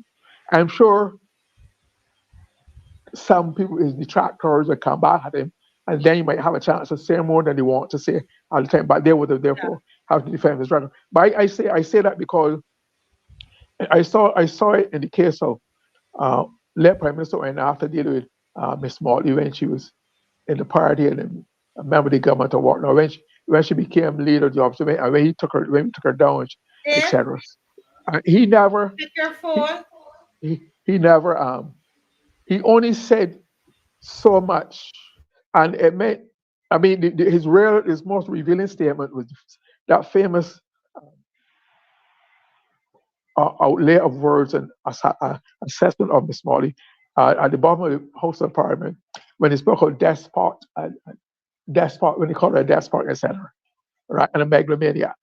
But apart from that, very little minimal indication, very little information as to what would have led to her being dismissed at her.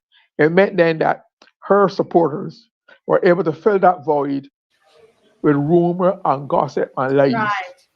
I know it. Sometime I will give you some insights to what really went on before, during, and after that. 'Cause I was very much part of it, right? So if he does not fill that void, the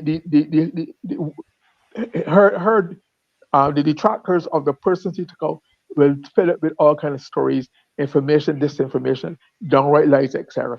He knows that that is going to be coming at him. As a matter of fact, he understands the social media has already erupted on him. And the question of social media, I just want to make the observation that growing up, we used to call person who were avid supporters of a party and would do anything for them, uh, yard fowls, Yes. right? Yeah, and it was almost a term of it. It was not hostage, a term of endearment. It was representing your commitment, your blind commitment and loyalty to the party. Nowadays, in a more sophisticated society and a high tech era, we now call them influencers. Okay, paid influencers out of the taxpayers' money who go to work every day to do the government's bidding to build or destroy reputations. All right, Yes. and we've gone from yard fouls now, which was a voluntary thing largely, to influencers paid for. And it reminds me also, I have to give another piece of social history. There used to be at one time a number of characters in the city of Bridgetown. It's immortalized in a song called Character of the City by Smokey Bird. It's also in my book, the words of the book. There were some street characters. One was called Talalala. Talalala was the nickname. And Talalala was a character who you said you could pay money, and Talalala would go around and curse people for you, criticize and spread rumors, right? In the same way that you get now with the so-called influencers. The name might change, the pay might be greater, but the method and the objective are still the same. So therefore, I'm calling on Mr. Thorne to be aware of this and to know that he has to balance his. He's a man of Christian principles, but it does not mean that at some time he'll have to let them not stop him from doing the job he has to do in the Yes. interest of what he's free. So I think that's a very real situation. And in doing so, I like to quote a French writer, philosopher, historian called Voltaire, who said, "In this country, meaning Britain, it is good to kill an admiral to encourage the others. In this country, it is good to kill an admiral to encourage the others." That is what I see. That is what I see the act by Mr. Thorne in reconfiguring the Senate and basically dismissing Ms. Watson, who, by the way, we have family connections, but so that has nothing to do with it, you know. Um, that Yeah. that he said what he still has to do, and he did what he do. So I look forward to his um, pressing on with his duty, and there's a lot more work to be done, and I look forward to him doing what he has to do. I Yes. don't know if you want. Very well said, Mr. Murray, and it's good to hear it from you, following the Roberts rules and so on. And there are two questions. I saw your question, Kim, but it's not quite related to what we're doing, so I'm going to ask it at the end. All right. So take your time, Kim. I'm going to ask the question, but it's not directly related. So hang on. Okay. Now here's a question for you, Mr. On some other broadcasts, let's put it like that. Some of those moderators, they're saying, the party's dead. It's not going to survive. Will it ever survive? And those kinds of things that they're saying on the air. What is your take on it? Having listened to Mr. Thorne's speech, you've seen the number of persons that are now, going to be speaking on behalf of the party, etc. What is there? Do you believe that the party is doomed and there's no way this party can survive? At one time after 1986, when the DLP won 24-3, they said the DLP was dead and would not come for 20 years. 8 years later, in 1994, they were the government again. Apart from that, a 69-year-old institution that has done so much for Barbados, that has 30 branches. The branches might not be fully alive now or active, but these branches have functioned to generate support for them over the years in those constituencies. Those people have not died yet. They still have memories and appreciate what the DLP did. That is why when people call for Mr. Thorne to go and form a new party, you have to spend time and energy and money to try to build that base already exists. All he has to do is keep refurbishing the base, renewing it, reconditioning it, give them people further hope for him and the party. And Barbados is not born or created a one party state. Far from it. If you look at the low turnout in the last election, that tells you something. And by the way, I want to commend Mr. Springer for his brave and generous action in taking his matter to court. Because I too resented very much what was done. And not only what was done, but how it was done. Where the Electoral Boundaries Commission virtually ignored people when they raised it. They never even seemed to have made an attempt to accommodate people to vote during COVID. And to me, I will always hold that against the chairman, who is now the Chief Justice. I didn't think he was a distinguished chairman or deputy chairman of the NIS. And I think even less of his service as chairman of the Electoral Boundaries Commission. I hope he does better as Chief Justice. But it was reprehensible where people think that we fought things where people in the United States today do not have as a natural right, the right to vote. And it could have been so suppressed and ignored when others around them who had less. We always had a higher reputation for good electioneering, and they got it done. And we not even tried to do it, not even proposed it. Yeah. Disgusting. I a mean, dark day. Miss, thank you. Because I'm just curious. I'm not a politician. So I don't know. People are saying it's the end of the party. I don't know. I mean, I was there, and it seemed very hopeful to me. The room was packed. In fact, I'm going to send Dave some pictures that he can put up when Mr. Thorne was there. I mean, the room was packed to capacity. He had a hero's welcome on the newspaper. I'm not sure what they are talking about. And I think people who saw, for example, there were so many persons. I love Trisha. I like her as a person, Trisha Watson.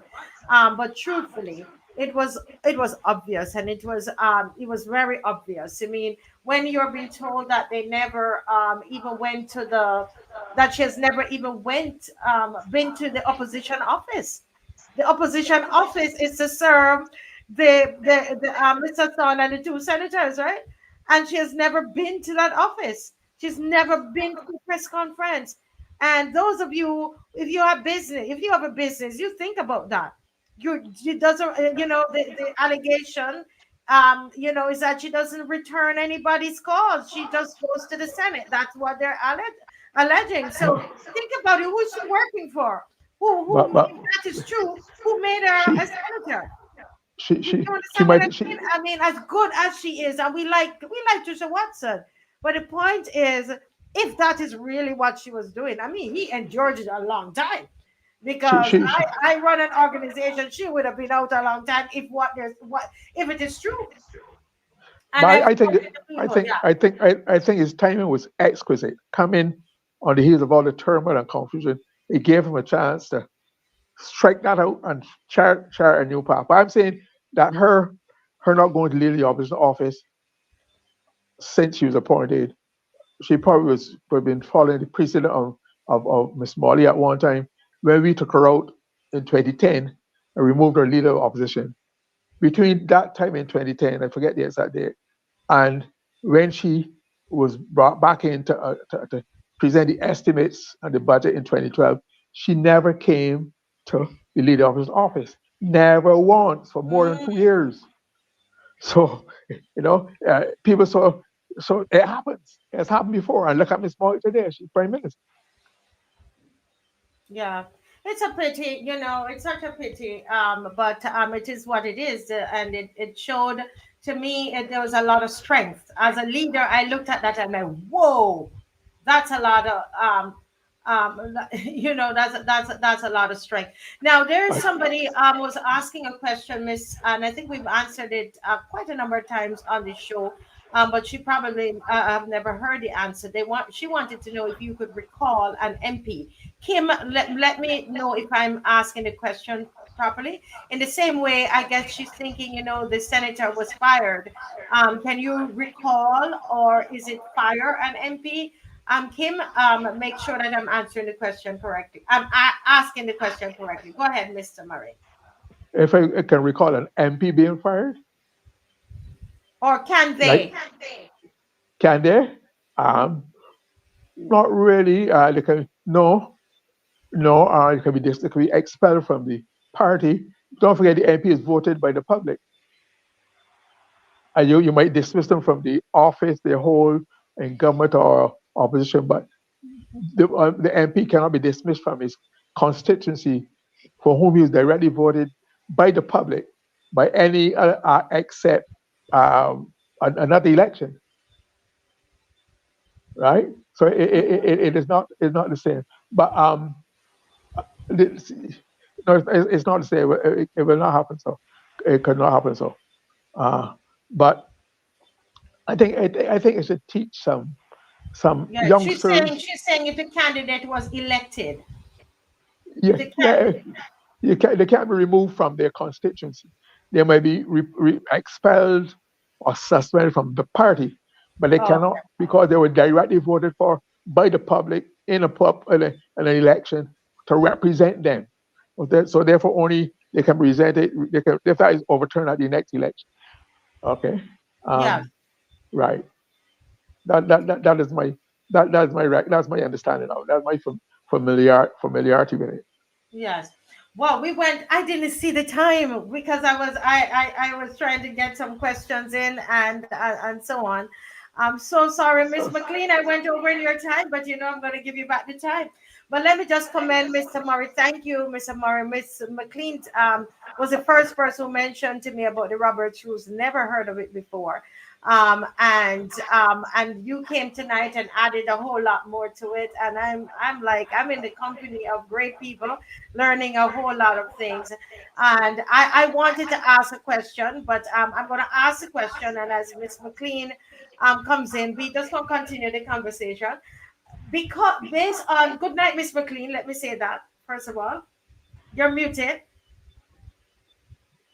You're muted. That's right. Good evening to you and to Glenn. And Hi, I hi, was Maxine. listening, so I was pleased to listen. I believe that Barbadians benefit tremendously from your presentations, Glenn. Thank you very And much. I hope as you speak, you're writing your book as well, or your books. No, Another book, because he's an author already. thank you.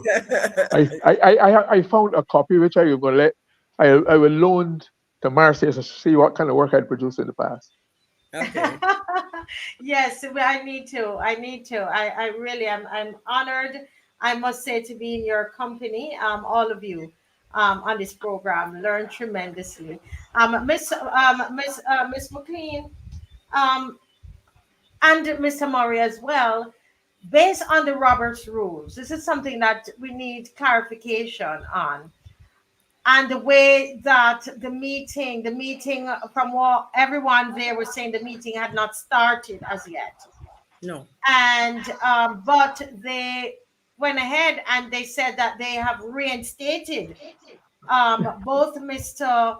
the President and the General Secretary. The question is this so? Did this happen? Marcia, I think no. Let me say categorically no. And then I would you call it editorializing, Glenn? Let me Yeah, explain something to you about the meetings and the annual conference meeting of the our annual meeting in the context of those rules. If you think procedurally, the national anthem plays, on the meeting start, you have prayers, and then there are standing orders right. which are read, which are presented. If you have a physical copy in front of you, they have to be adopted. These are our standing orders which speak to the conduct of the meeting. For example, in Parliament, you have a book of standing orders. If you pick up any conference booklet of the Democratic Labour Party, they didn't have one last year. They didn't have one the year before, I don't think, with all that was happening, COVID and so on. But those things would be read out and presented, and they govern the meeting. Until that is done,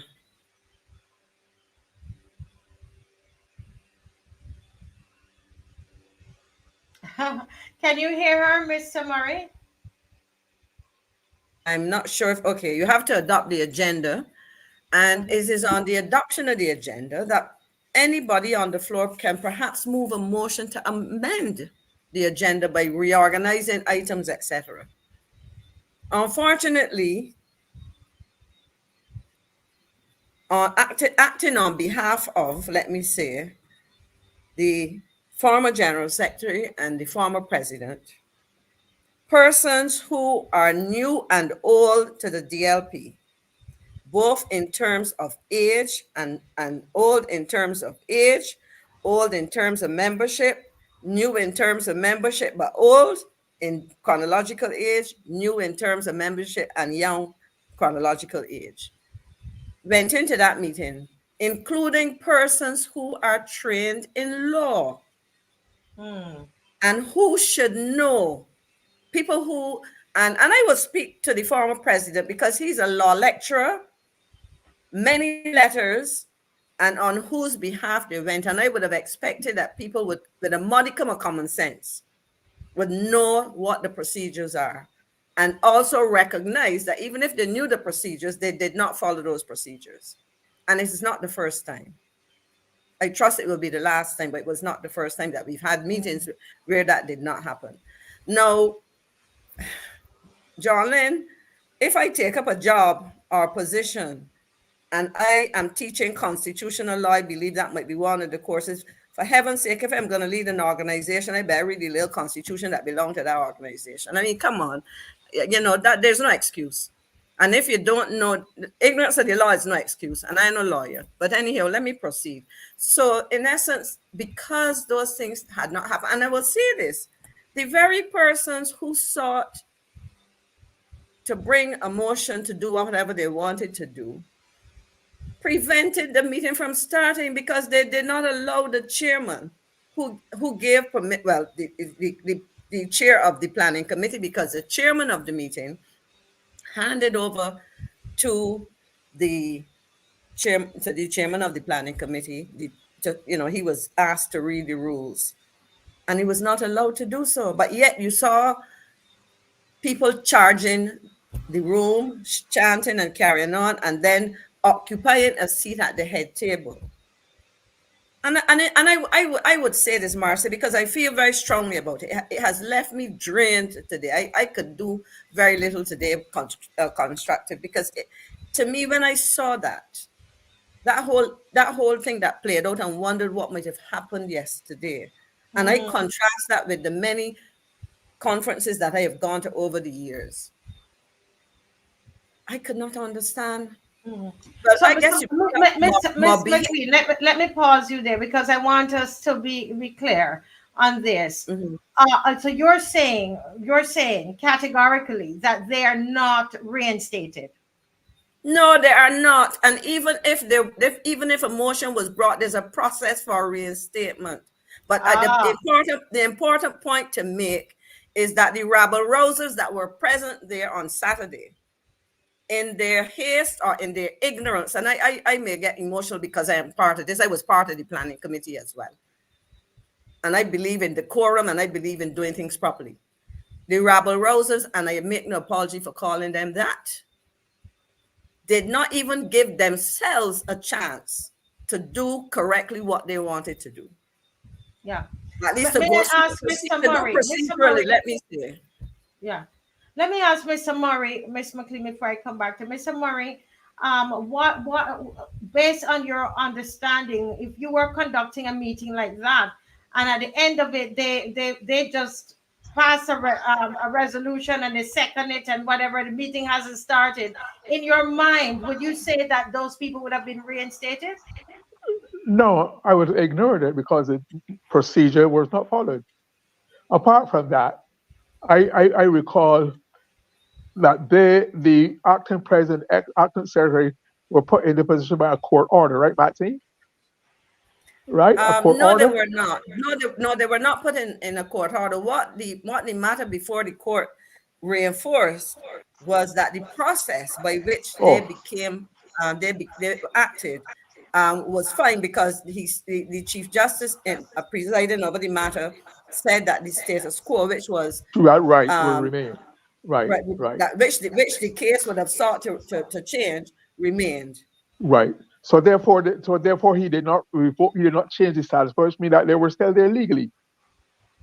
So nothing they did on the floor with all the ragtag behavior could overshadow the law, uproot the law. No. It's an amazing phenomenon. Never seen any process. Can I just say something here, guys? I know I'm trying to read the chat at the same time, because people, I want people to know that some of these people that, for example, this gentleman here that is outside and saying that that he was not allowed to go in. This was the second day. Is this the second day? This picture was taken on the Saturday after they allegedly reinstated, and that is former General Secretary, his wife, the mother of Dr. Thorne. In the background, looks like this type of. You mean Dr. Yearwood? Dr. Yearwood. Dr. Yearwood. Sorry, not Dr. Thorne. Dr. Yearwood's mother. That's Mr. and Mrs. Steve Blackett. the gentleman with the K on his shirt, I'm not sure who he is.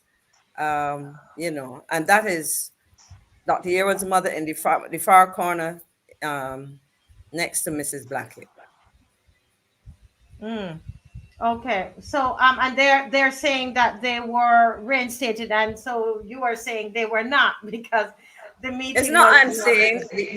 The facts state They're that not. they're not the process. So They're it's not. not what I'm saying. It's not an opinion that I hold. I understood. Thank you for that Okay. correction. So But, here it but is that Ms. McLean is saying that they're not reinstated. The political leader is saying they're not. Mr. Murray is saying based on what he understands of how the meetings are there to be run that they're not reinstated. Right? apart from Let that, me Marcia, also say, Marcy, for the audience. Sorry, Glenn. Let me just make this point. yeah, sure, The go ahead. meeting finally started yesterday morning after the service, after the Right. worship, and it was when the procedures that I described were allowed to happen. Excellent. Another bone of contention, another argument given by those who were shut out of going in to the meeting on yesterday's meeting. I think they were arguing that they were financial members and they should be allowed in. But from my understanding of meetings, you to be admitted to proceed, you have to be in good. You have to be a member in good financial standing.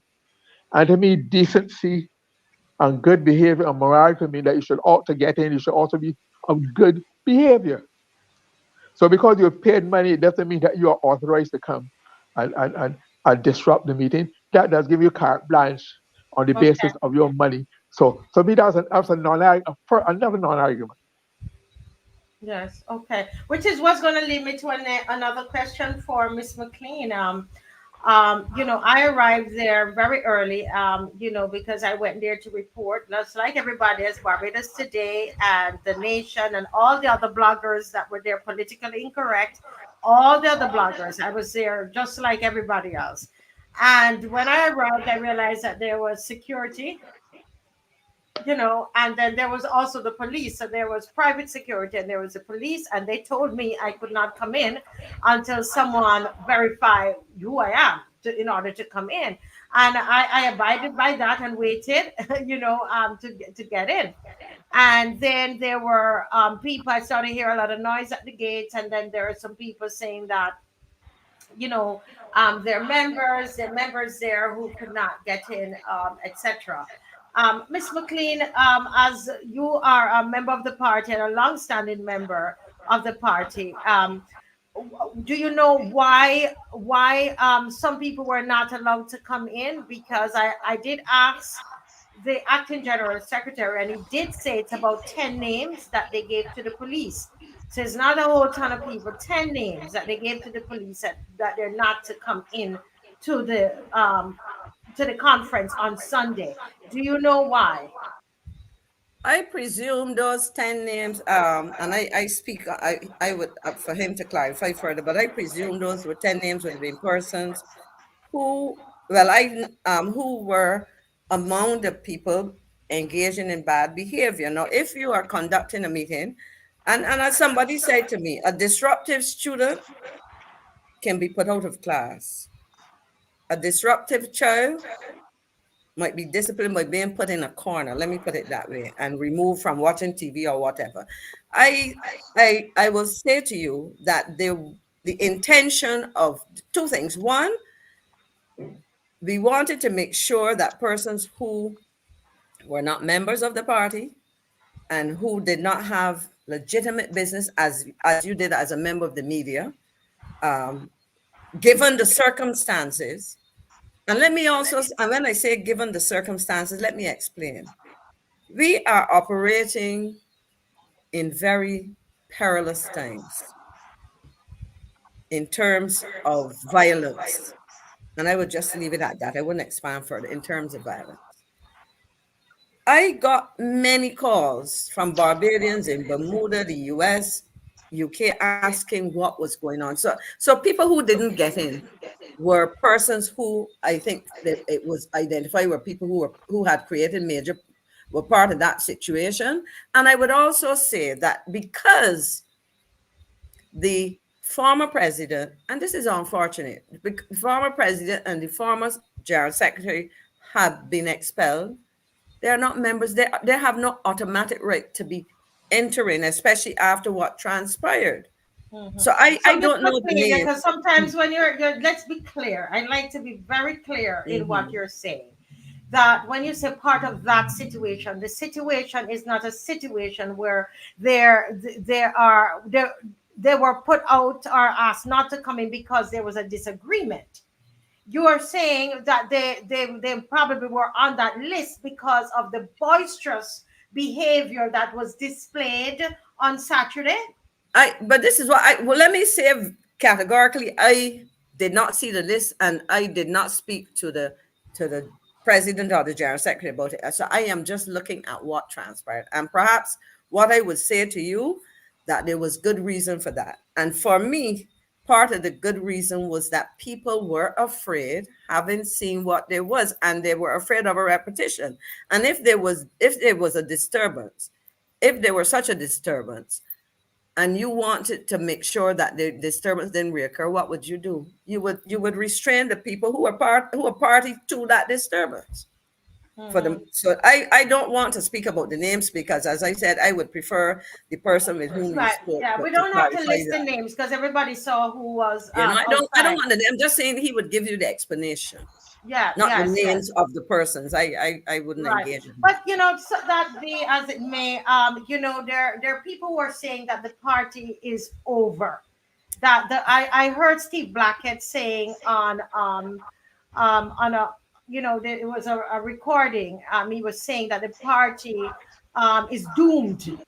This is what the former general secretary said, and some people say it's dead, it will never be revived. I'm hearing that's what David Ellis is saying, and so on. Do you think that this what occurred yesterday, was it something that would put the party in a stronger position to be a stronger force of opposition in this country? Let me say that I would say yes, and here are the reasons.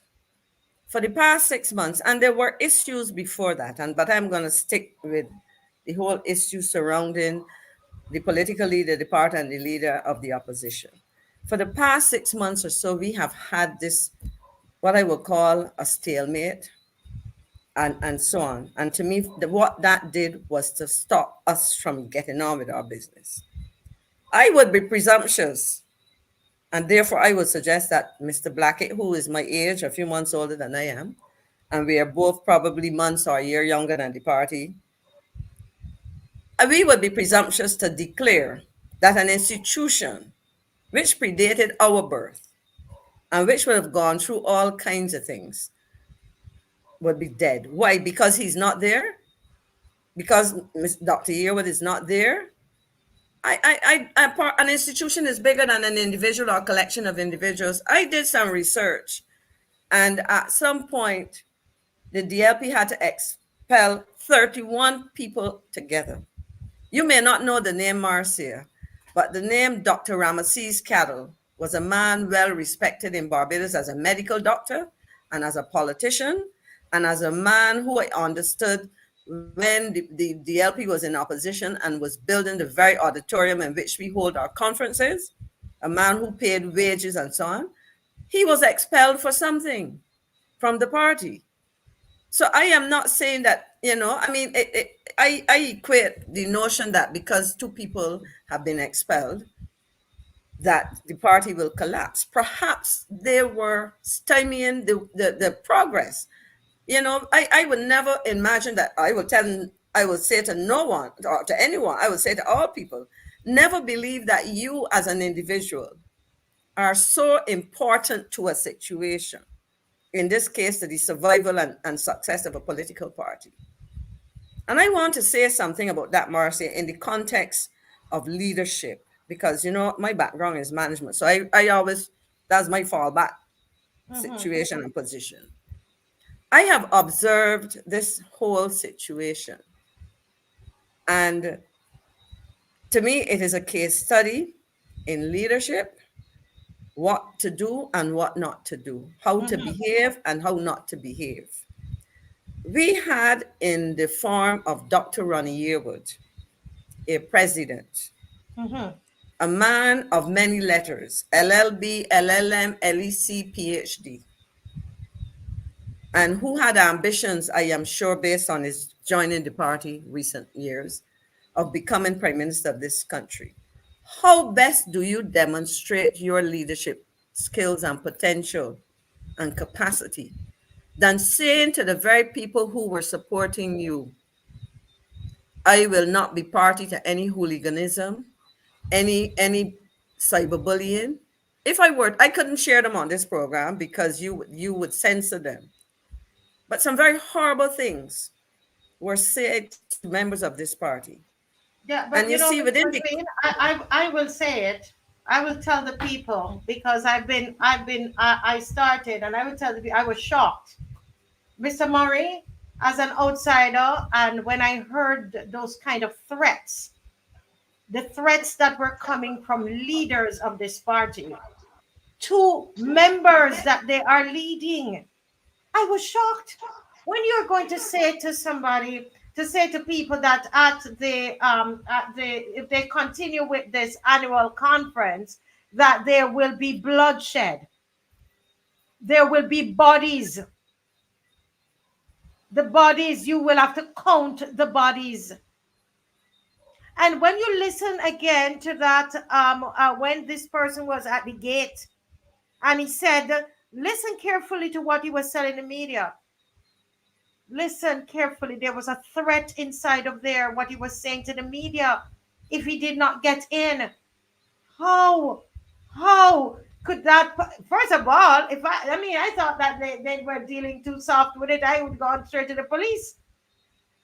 Once you're going to talk about dead bodies, Mr. Murray, let me bring Mr. Murray in on this. You're telling me about the bodies. This is a WhatsApp that was sent to intimidate the people before the annual conference, and then I, you're going to be saying the people didn't show up. The people were scared, and that wasn't the only threat. There were so many threats were sent to me. There were threats. I Yeah, saw some of them also. But yeah, I think Mr. what Murray. there was a certain manifestation of in social psychology there where people began to believe their own propaganda, their own hype. People began to see themselves as impregnable. They're leading. They're dealing with young. If you know, there had a lot of young, impressionable minds, and it was almost in quick order, almost a cult of personality developed. People, saw people who obviously knew very little about the DLP or politics, were given spokespersons positions per prominent, and they seemed as though were expected. And Mr. Yearwood himself spoke, Dr. Yearwood spoke when he talked about for the first time, young people are in control of the DLP. So I don't. So it seems as though they had a particular point of view, had a particular program, and they were manifesting and living among themselves. And so they were not listening to the Constitution. They were not doing logically, doing things rationally, well behaved. They were just seeking to.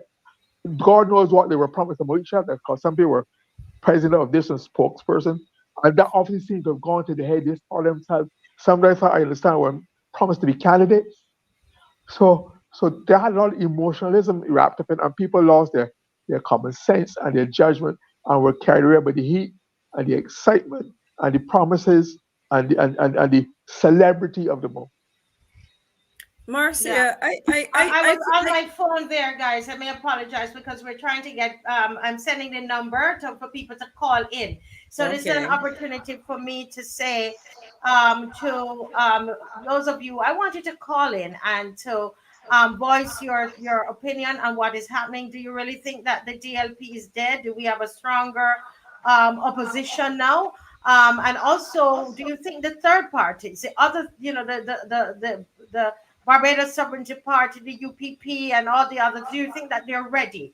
So let's get a comment on the third party. That's so those of you who are calling, and let's give you your thoughts about the DLP. Do you think it's dead? Do you think that there's still life in the DLP? I think it was Miss McLean who was speaking. Go ahead, Yeah, Miss. I was gonna say something and then move off of this because I want to look forward. But you see, people, I was just asked about this, and I don't know if there's an article in the Nation. You probably can see it. Yes, which says DLP Hope. This is a photograph and a page which captured the some of the persons at the launch of the conference. You can send it And, to us, Miss McLean, and we put it up. okay, and basically, what, and I will call his name because he did it. Steve Blackett responded, and this is what he had to say. Oh dear, let me go find it again, because I was very concerned, and I said this because a number of things have gone to people. This was the 14th of August.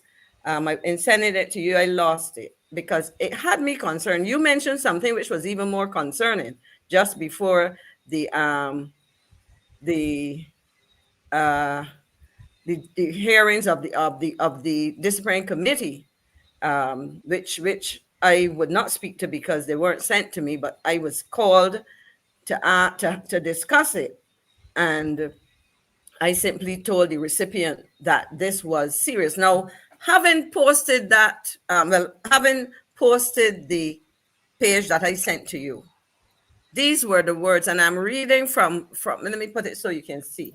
I am reading from my cell phone, and it says, "Oh boy, the article says it all. World War III around the corner. Keep the powder dry." Next post thing was, "Coup plotters normally lose their heads. Why should this palace coup be any different? I think not." Okay, so Let's pause go. right there and just read that again. And this is why, because Slowly. people are thinking that people are making it up. I'm not going to come on here and willfully telling anybody any lies. And I know that the person who the worst one was said about the bodies that spoke with me about it.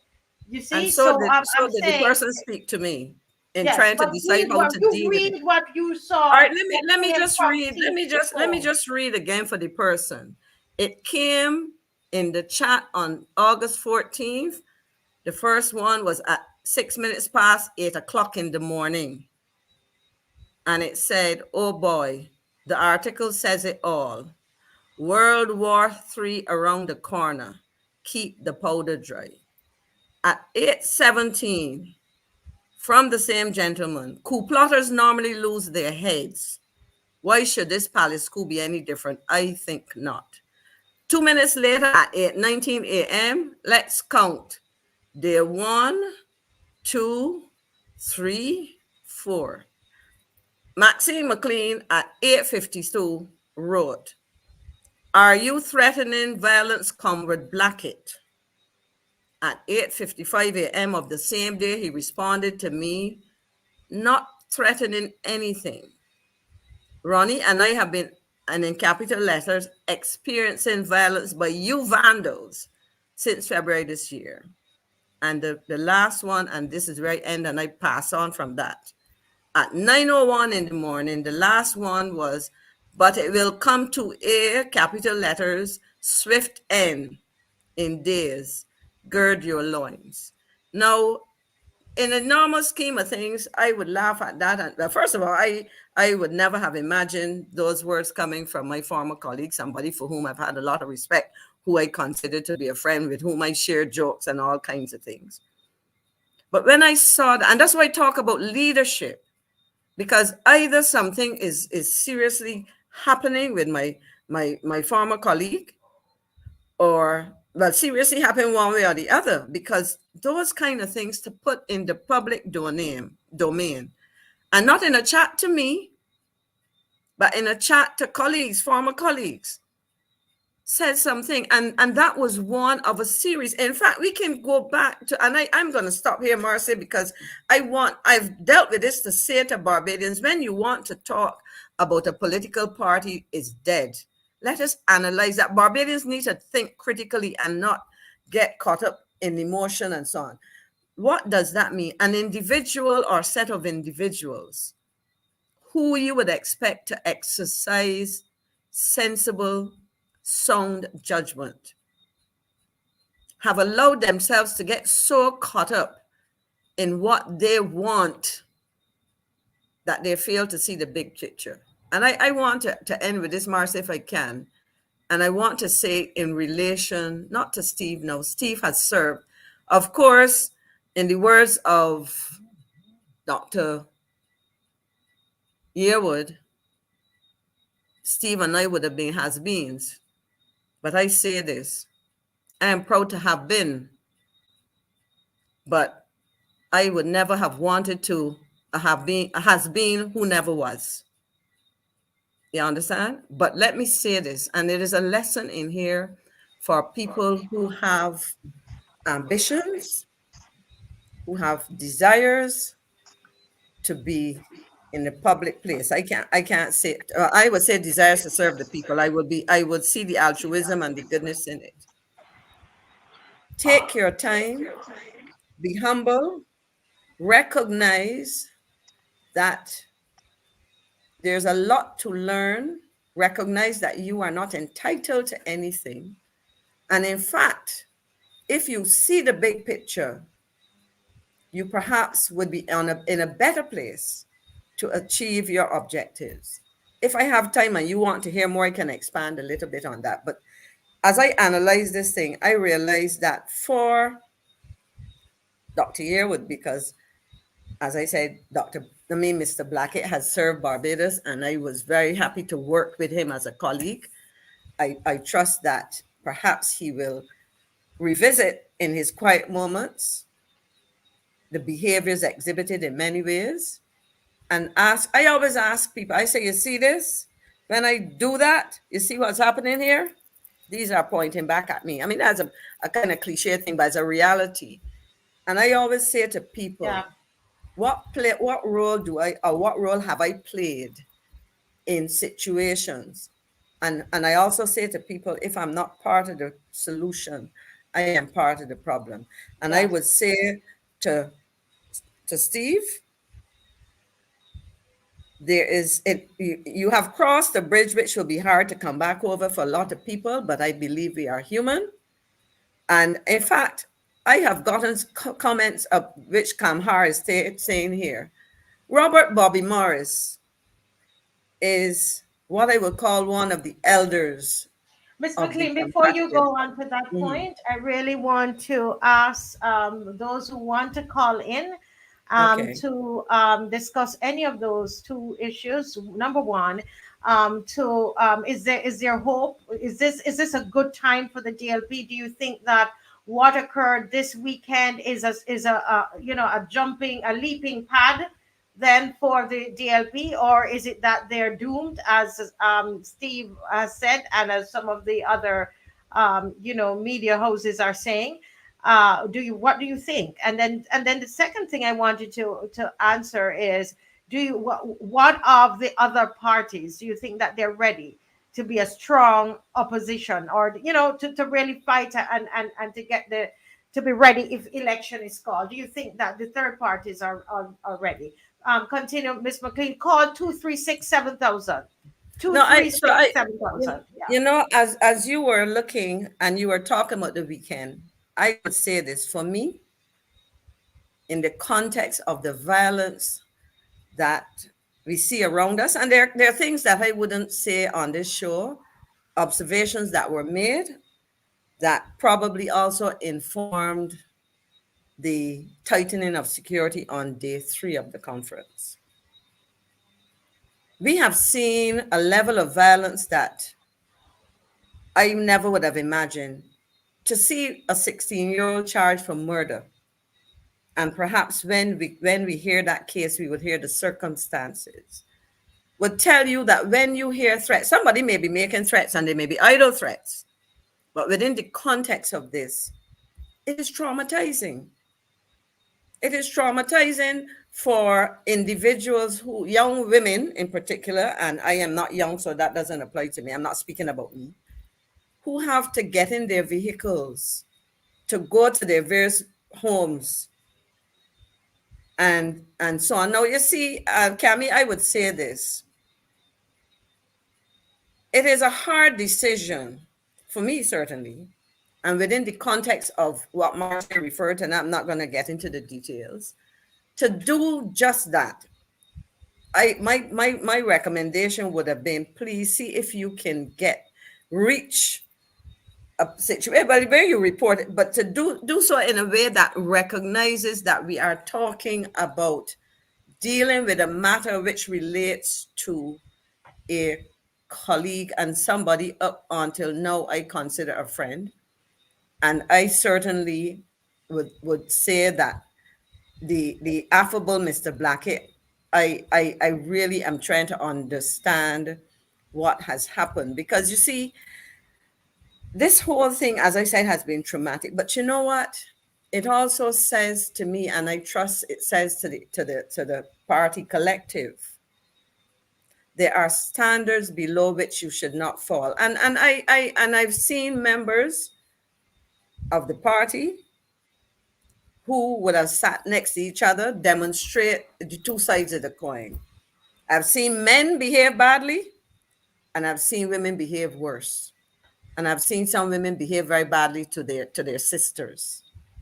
And then the same women would want to talk about women's rights and gender and all of these things. But then they behave in ways that seek to intimidate, to use some of the foulest language, and so on. And for me, I think that Barbados as a society is losing its moral compass. It is losing its standards of behavior. And it is hard to accept that persons who have led, persons who lead, and persons who want to lead forget that they must be exemplars. We are the people who have to stand up and say, disagree. You can't even say, and don't be disagreeable, and don't be absolutely horrible to each other. Take on roles that you would have assigned to hooligans.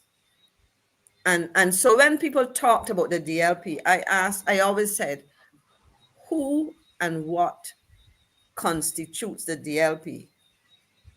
And I would say this, by the dealing with this matter, and I want to say, and the last thing I would say, decades ago when I was a graduate student at Ohio University, I had a professor in organizational behavior.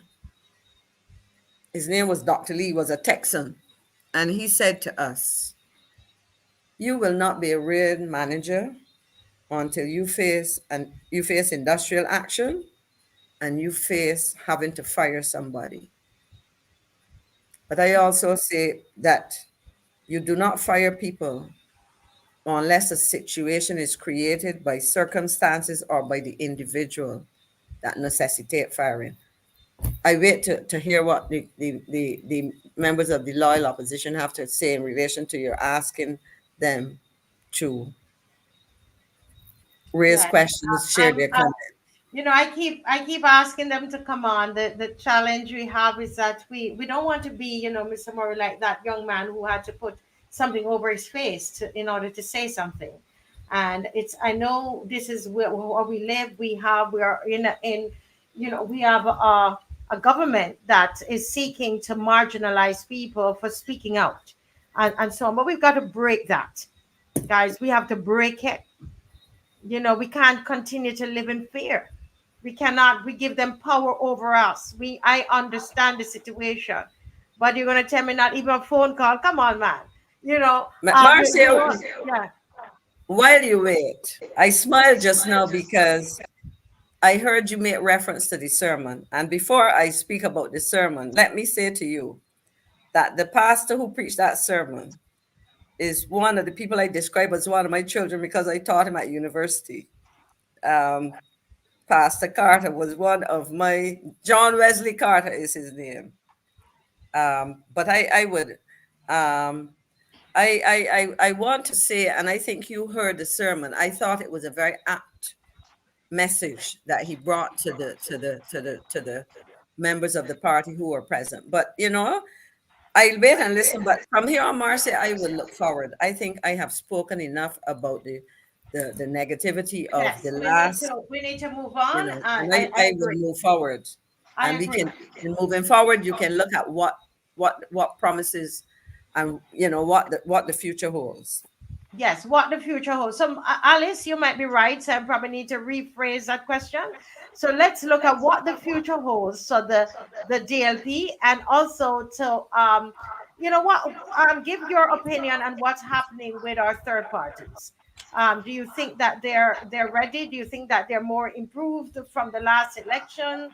What are your thoughts about that? So let that be a way. And also, there is Mr. Victor Lewis. You're watching Victor Lewis, and you sent me a WhatsApp message, and this is of a grandmother that is complaining about their grandson who was not allowed to be in school because he was late, 2 days late. He was removed, from the list of who was no longer accepted. So I'm going to send you, Victor Lewis, the link, and you can come on and you can share your thoughts on that. I know you want us to deal with that, and we want to move on. We're going to move on. Listen, we are living in to me, this a tyrannical government, a government that would say that how many thousands of persons cannot vote because they're sick, when always they make provisions for people, and we are the only country that happened to.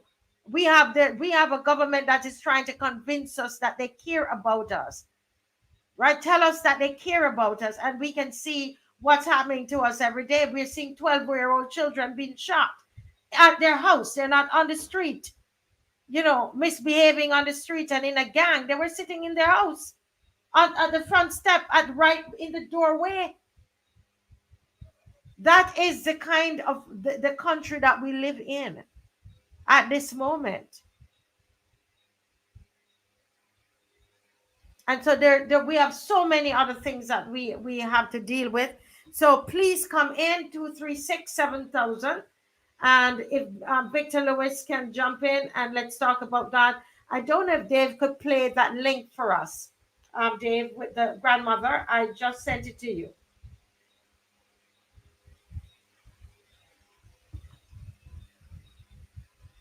And I will always try to keep this part of the program open, that people will come in. Go Good ahead, Dave. afternoon, my people and those in the diaspora. It is with great sadness and disbelief that I am sending this voice note. My grandson just finished school, being 16 years old, and he came to me and he said to me, Mom, I want to learn a trade. I would like you to apply for me to get into skill training.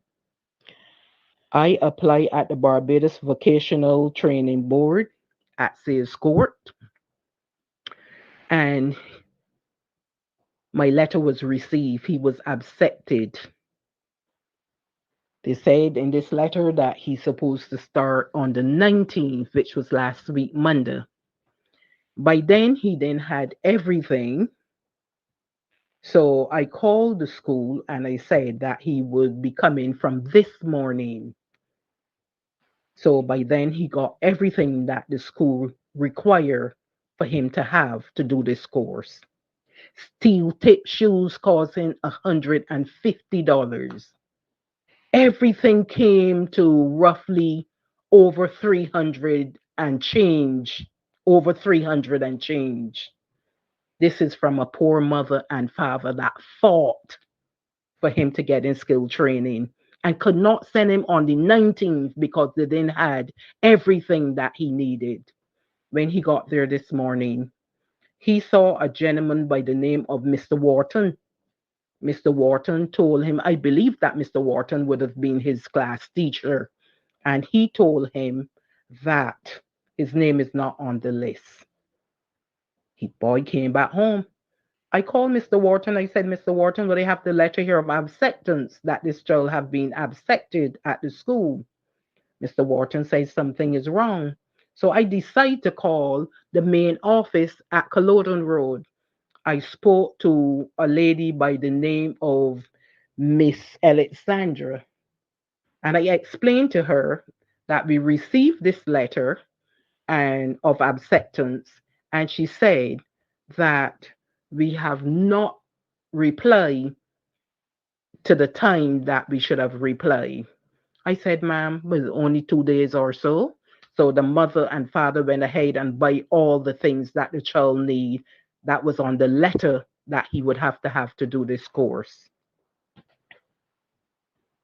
She said, well, I will have to speak to my supervisor, which is Dr. Gibson, the registrar at the training board in Culloden Road. I wait here for hours to receive that call from Miss Gibson. Miss Alexandra called me back and she said to me, Miss Gibson said that he would have to reapply next year. I didn't take that lightly at all because he already have a letter of acceptance and was only 2 days late. And what was told to me at Sears Core is that they still have room for students doing the tiling course. So I didn't take it lightly. I asked to speak to Mr. Prescott, who's supposed to be the director up there. If you hear how that man carried me along, I cannot go against what my people, Miss Dr. Gibson, have said. I cannot go against it. I cannot go against her. I cannot go against her. I said, sir, that is why our children are getting involved in killing, stealing, murder every day. This is a child that want to learn a course and y'all are turning him away after sending him a letter of acceptance and only 2 days late in replying. That is why we have so much crime in this country. Mr. Prescott told me, I don't want to hear that. I don't want to hear that. As you going down that road, you leave me with no choice to put down my phone. And Mr. Prescott, the director of the skill training board, hang up the phone in my ears. Barbadians, we are in a sad, sad time in this country. You mean after sending this child a letter of acceptance and his poor family went out the way to buy his clothes for over $300, turned up at school this morning and was turned away. And when I called the authorities turned me away to Miss Gibson. Well, I can tell you something, right? This country have too much people with DR in front of the name, and that is why it is so sick. That is why this country is so sick. Unless you are a medical doctor, everybody going these days and getting DR in front of the name and looking down on poor people, children, refusing to help them.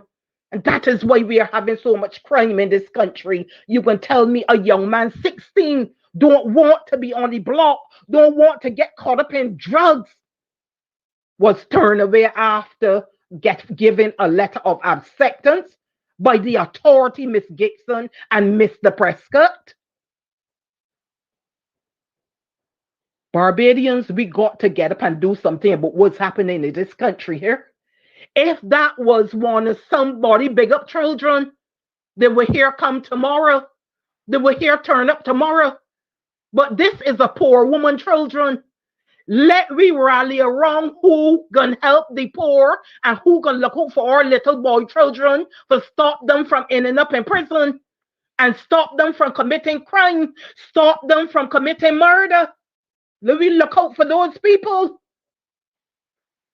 These people just sitting in their office, and when you don't have no DR or nothing behind your name, they have nothing good in mind for our children. This is a child that wants to be in school. This is a child that don't have no prison record. He don't have no probation record. And Dr. Gibson and Mr. Prescott turned him away and tell him he got to apply next year after giving him a letter of acceptance. Lord, my heart hurt me today. Not only him, but how many more have they turned away from the skill training And the skill training is a place that when you go and study for a certain amount of time, they're supposed to put you to do work. These people, most of these children, put you on job attachment. Most of these children come out of skill training and are not assigned to no job attachment. What is happening in this country? I ask the question, what is happening in this country? It is wrong what they have done to my grandson today. It is wrong. And the thing is, there's nobody to complain to. Nobody in authority to complain to. I am telling Barbadians to watch where they put their vote and who they vote for in the next coming up election. We cannot have these people treating our children in this manner. We have to have people that are going to be compassionate towards our children. We have to have people that don't want to see our children in prison. Barbadians, get up, speak out, and move a lot of these people from the office. Let them, some of them never hold office in this country again. Never. It is wrong. It is wrong. It is wrong to the highest that a mother went and buy all these things for a child to get in that skill training, and then you turn away that child after giving him a letter of acceptance. It is wrong. Barbadians, wake up. Wake up, Barbadians. Nobody to complain to for these inferior things that they're doing to our children. Look at the crime that is happening in Barbados. I thought they would be happy to know that children want to be in skill training, to be off the road and off the blocks, but they turn him away. Barbadians, have a good day. Have a good day. Wow. That's a mouthful. I mean, I'm listening to that and I'm remembering the program that we are starting called Elevated, and the reason we the program was just an idea that came out of the Marcia Week show, and out of the loyal opposition, all of us, and it's called Elevated. It's for students who are they're school leavers, just like this young man who might not have all the necessary skills, might have some literacy issues, and so the program we've joined up with this program, Mr. Murray, with the leader of the opposition, with that office, with the opposition office, and we're going to get this program off the ground. And the third week of September 21st is the first day of class, and we are looking for teachers. We're looking for those who would want to volunteer, because it's all volunteer. With anybody who wants to volunteer to help these school leavers. And it's for reasons like what this grandma is saying, because what we found out is that, I mean, when you leave school and you don't have any skills, you don't have, you're not ready, you're not ready to face the world yet. If we don't do something about it, what we're doing, we're increasing our gang population. Basically, that's what we're doing if we do nothing about it. So I wanted to use this opportunity to also, before we start to comment, to say that here on the show we're being proactive, and this is something that we have started. We're meeting, and we have people who are volunteering their time. Rose Garbic is one of those persons who's training people who are volunteering to help. So we need your help. Again, the same number, 236-7000, if you want to help in whatever way. Mr. Murray, your mic is on. You have a Yeah.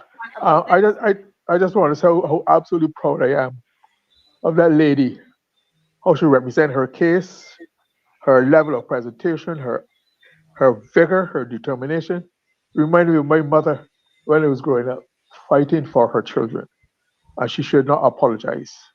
But apart, we have to be realistic. I think she should take this story further to the wider public and embarrass and shame the organization, the individual involved, to make sure her child is looked after. I don't think we should just allow it to die there at that and ignore and pass on. They should be brought to public scrutiny, should be accountable, should be embarrassed, to shame to know that this is what they're doing to people and the attitude toward people. Otherwise, it will just perpetuate itself, and those who are in charge will dig in and make it even worse. Um, and it means that you will have more work to do in your very commendable course, Marcia. But I Yes. think, yeah, I think these are real lives involved here. I mean, they don't care about the money involved is spent to get the child ready. No, I mean, he had more than I'm sure he had more than legitimate expectations for letter of acceptance. I can imagine the excitement in the house, and how pleased they are. Then to be turned around like that, ridiculous. Should not be allowed to rest. Tomorrow they should be going to the nation, everybody else, and, call names and hold them to account. Yeah. Well, I mean, there are others on here who are saying that, Miss McLean, let's move the conversation along. Others are saying that the parents were wrong, that the child was late, and therefore it's okay that the offer was rescinded because they were late. The grandma did say that they had indicated to the school that, the child is going to be late because there's special shoes and so on that they have to buy for this Right. child. Do you think, you're an educator, that the offer should have been rescinded this quickly? I I like to try to be very balanced. I think it was easy. D who was coming down a hard line saying that you missed the deadline or whatever the case may be. First of all, in responding, let's say they were late, because I'm not sure if they were absolutely late or if they were late in him taking up the place after. I think they didn't signal the acceptance early or whatever. That you would want the acceptance, but you also recognize that we are dealing with people with challenging circumstances. If I were one of the administrators, first of all, there are a couple of things. Because he has failed to respond, if that is the correct thing, on time, did they completely fill all the positions? Because I wasn't clear that whether that was the case or not. Even if they did, how you speak to people and explain, because clearly in hearing, that they had to probably take some time to get it, and they might have said, you know what, let me make sure we have all the things for him. And out of their, I don't want to say, I use, when you say ignorance, Bajans have a mean, but out of their not knowing that it would make more sense to accept and say, well, we are accepting, and if there's a problem, then you do something else. But there's a lack of empathy, a lack of, I would say, basically good manners, because you're dealing with somebody who is now disappointed, and if as I said, because of the failure of a couple of days, they have already filled the course by replacing him. Do it in a manner that's humane, that says, okay, I don't know how long the course is, how many times they run it a year, if that is the case. And as you say, in this case, you probably need steel tip boots, and those things are not cheap. Yeah. And so I would have to engage that person in a way. And I'm not making this up. I used to teach, and I had students who came to me who couldn't write exams because their fees were outstanding or whatever the case may be, and try to find a solution, knowing that the child could not afford to miss that exam or whatever. So it is how you deal with people so that you continue to give them hope. And I can tell you, when you get a child of that age, when he or she is disappointed in a major way, it can trigger very negative behaviors. I have seen it with people that I know. And so at the end of the day, I say to people, try to put yourself in the other person's position or shoes. And this categorical, it is right or wrong. I think that it is a question of people trying to understand, particularly if you recognize that, as you heard, well, they had to get his things together and so on. What is it possible to go to the authorities and say, look, one additional person, yes, we took on one person to replace him if that were the case, but perhaps we can still accommodate him because there's a dropout rate, maybe, you know because Yes. sometimes people drop out, and so there's a dropout rate, so that by the second or third week, maybe 2% of the class. If it is 20, 10% or one or two individuals may drop out. And so we'll find a way to keep him in the class because we know from historical information that this can happen. Yeah. Marcy, Well, just thank you, to add Miss that, McLean. 1 second, Mr. Murray. I have okay. a caller on the line, and I'm trying to get in. At least if I can get in at least 2 calls this evening. We have a caller. Caller, good night. Yes, go right ahead. Thank you so much for calling. Yes, hi, good night, Marcia. Okay, thank you for having me. To answer your question, I don't think that the DLP is doomed or dead. I think that Mr. Thorne is showing great leadership, and I'm impressed with his appointed spokespersons, and the work now begins for them. That is my feeling. They have a lot of work to do. I'm very hopeful that they will be a force to be reckoned with going forward to the next election. And I want to say, too, that I am not going to live as long as I have lived already. And I certainly, for whatever time I have left, I don't want to live in a one-party state. Your second question regarding other parties, well, third party or more, third, fourth parties, I have not heard enough from, any other party, or, well, not party, but any other individuals or groups that have intentions of forming a party. I haven't heard enough to make a constructive comment on that one, to be honest with you. Yes, But yes. that is my feeling about the Democratic Labour Party. I don't think they're dead or doomed. They have a lot of work going forward.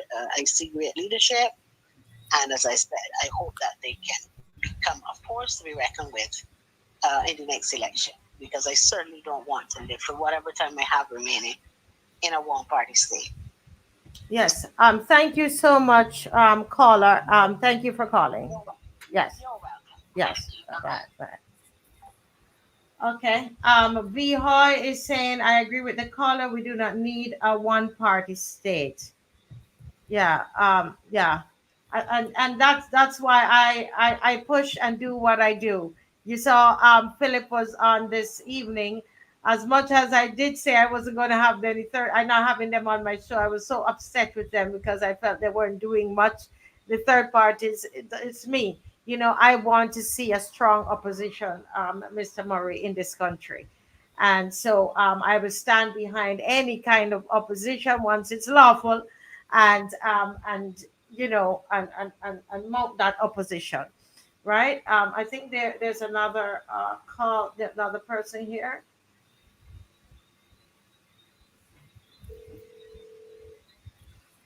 Okay, people are still commenting on the EZD says, Maxine, yes, that makes sense. Fingers crossed. He'll have all his clothes and gear together, including the steel cap shoes. These things are expensive too. Okay, we have a caller on the line. Go ahead, caller. Good night. Hi, a blessed good night to you, Marcia. Yes, good night. I know this voice. Good night. Yeah, and to the loyal opposition. Yes, good night. Good night. Go right Hi, ahead. good night to you. Okay. Well, first, I must say that I am not afraid. What I am seeing right now is that there are entities that are trying to commit an illegal abortion because they want the child, which is the new DLP, dead. Now, we have not heard, or actually, have we not heard of birth pains? And there's something that happens when a woman is going through labor. And I believe that this is exactly what is happening to the DLP. Now, my issue right now is the kind of bias that is coming through from the so-called political analysis. And I am saying that it is bias. Why? Because when the government is making all the mistakes, nobody is saying, the political analysis are not saying that these mistakes would cause the death of the BLP. There are a lot of political atrocities that are still being committed against the citizens of Barbados, and yet still the political analysis are not coming out and saying that this would be the death of the BLP. They're still thinking positive, Okay. but here we have a political party that is, in my opinion, is going through birth pains, and all they can say is that this party is dead. It can't be dead. I presume that it is a good test of a man before he leads. Now think about David. David was tested as a shepherd boy before he became king. He was tested by a bear and a lion, and he proved himself. Now, what are our reactions, or what was Ralph's reactions to all this confusion? Was he boisterous? Was he composed? I am saying that we should mark a man when he is tried. And this is just my opinion. We should mark a man when he is tried. Look and see how he handles a situation, so that we can decipher whether or not this is the mark of a leader. And that's my input on this whole issue. Yes. Thank you so much. What are your thoughts about the other parties? Do you think that they that they're making a good stand for themselves? When you say the other party, What they call what people call third parties. Do you think that they're stronger than they were last election? Are they being, is are they? Do you think that they're readying themselves? I'm trying to put the question in the right way. Sorry about that. Do you think that they're yeah, readying themselves properly? yeah, I believe that they are in a strategic position of readiness, and at times we get tired when people getting ready. Hmm. Even when we are preparing the house for Christmas, we just pull down everything because we are looking for something better to come. And when structure is being pulled down, it means that something better is going to come.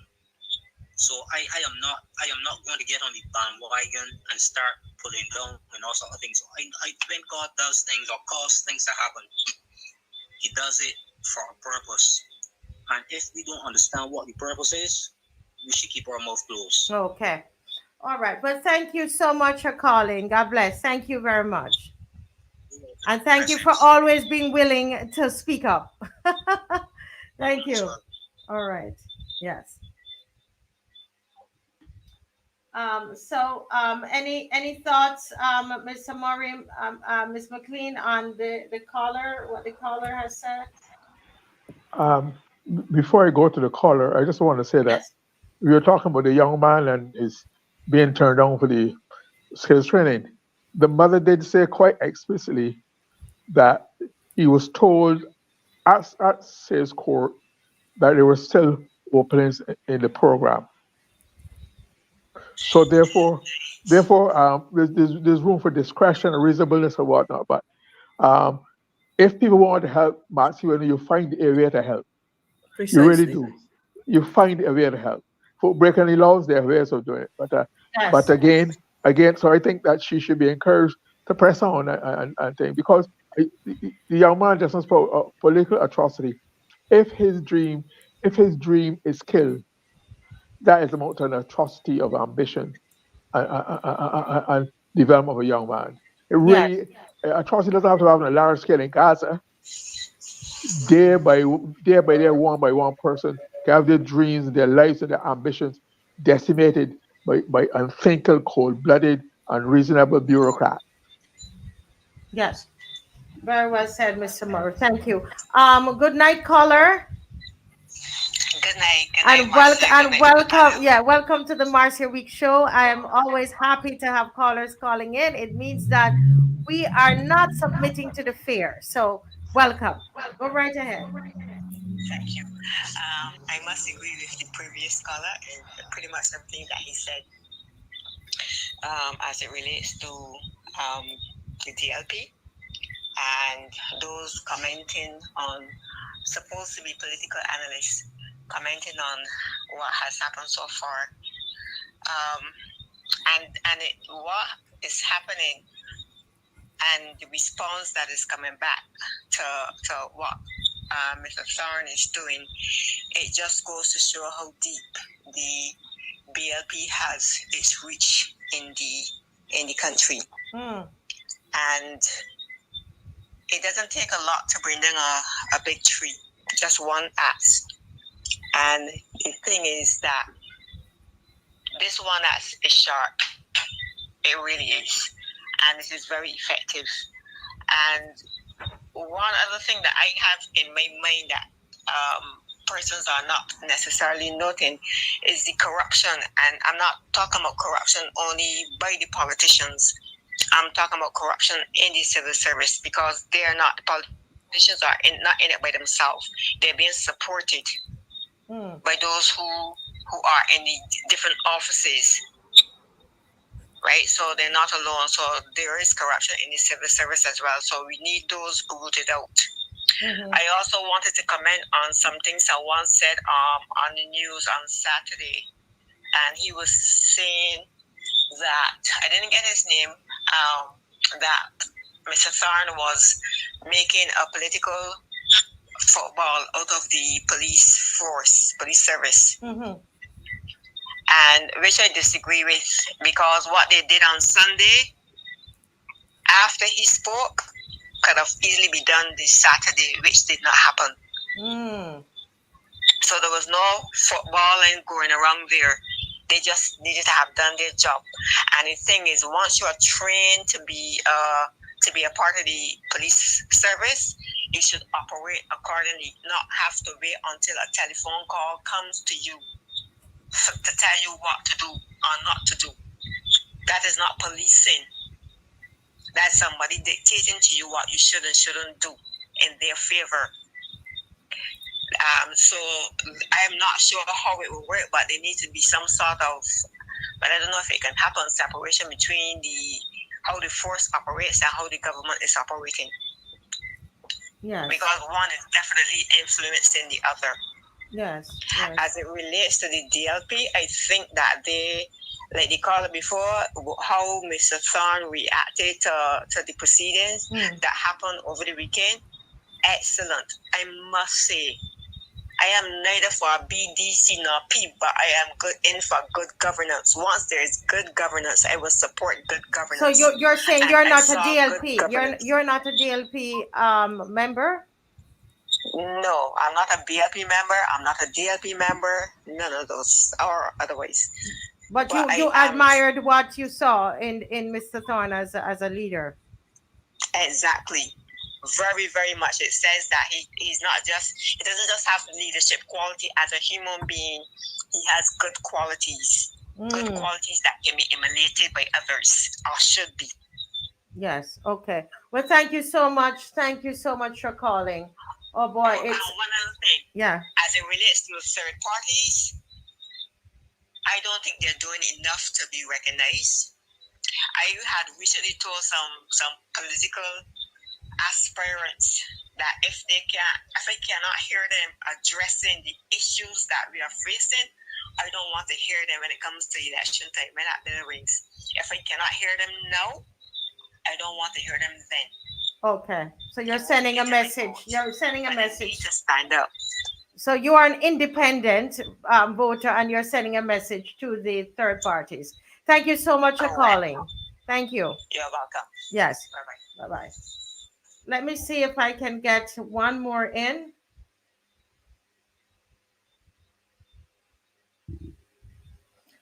In the meantime, we're calling. Yeah, I'm wondering, people, the Marcia Week show, we're people of action. Can I get somebody to say, listen, I will start a petition to send to this school to get this person back on, right? To get this child back into school. Anybody can say, I put it in the message. We're people of action, saying, I want to help to put a petition together tomorrow morning to send out to get this child back in school. We're going to send it to the directors of the school to get the child back into school. Anybody want to volunteer to do that? Okay. Good night, caller. Good night, good night, good night. Yes, sir. Thank you Welcome for to the having me Marcia on Week tonight. show. We have, unfortunately, it's 10 o'clock, so we have about a minute. So go right ahead. I'll take 30 seconds. To answer your question, the DLP is alive and well. The DLP is needed more now than ever. And the DLP is always been for the people. And that is exactly the young lady that spoke just now. She needs the DLP. Because the erroneous behavior of the party that's in now has led us to this point. People are suffering, and people are needing finance in many ways. They need better their life. Legislation to help them live better, poor and rich alike. There's not just one, but I'll end there because I just want to let you know that I believe, and with the help of God, we should do what we need to do to make Barbados a better place, better than it was before. Yes. Thank you. Thank you, sir. Thank you, sir. Thank you. Well said. And this is the people are speaking. So, there are some voices sometimes you hear, Mr. Murray, that's so loud and, and so on. And we think that that's the voice of everybody. But people are watching, like the caller who said that they're an independent and they watch the videos, some of the videos, and would have seen because they weren't there, the behavior of Mr. Thorne and so on, and they like that. So there are people who are watching and they're seeing and also seeing the behavior of the those who had their disagreements, etc., etc. Mr. Murray, your line is open. Yeah, You have something to say? Go ahead. yeah. That's a very positive sign that all the influencers and the other people who are being paid to do the dirty work for government are not effectively comforting everybody to their way of thinking. That people, those voices were fresh voices, very intelligent, clear thinking, well presented. So when we have those strands of thinking in society, there's a lot of hope and hope and optimism. We can be optimistic about the future. But before we come to the end of the show, let me get listening before we run out. I understand the Prime Minister is speaking at the nomination on Saturday of Chantal Moreau night for Christchurch South. I'm hoping, I'm expecting, should I expect? I would like to think that she would do the decent thing and apologize to the president on that occasion, dealing with culture, etc. Culture, Moreau Knight, Kara Roberts, her sub minister of culture, should seize that opportunity and set the record straight and apologize to the president Yeah. for it. I'm so glad you raised that because I want people to see that this is a carefully planned operation. As I look at when they're this is a nomination for the Christchurch East Christchurch South. Christchurch South. Christchurch South. I'm sorry, and Yeah. that is where Mr. Thorne. So Right. look at what is happening, people. Barbados, and open your eyes. Open I, your I, eyes and see is a carefully oiled machinery that is in place to ensure that Mr. Thorne does not have a seat. So after they have sent their people and they have caused a disruption in the DLP, then they're going to have the nomination of this candidate. It's all a plan. And I guarantee you, soon, very soon, you're going to hear elections are going to call. It's a plan that is being laid out before us.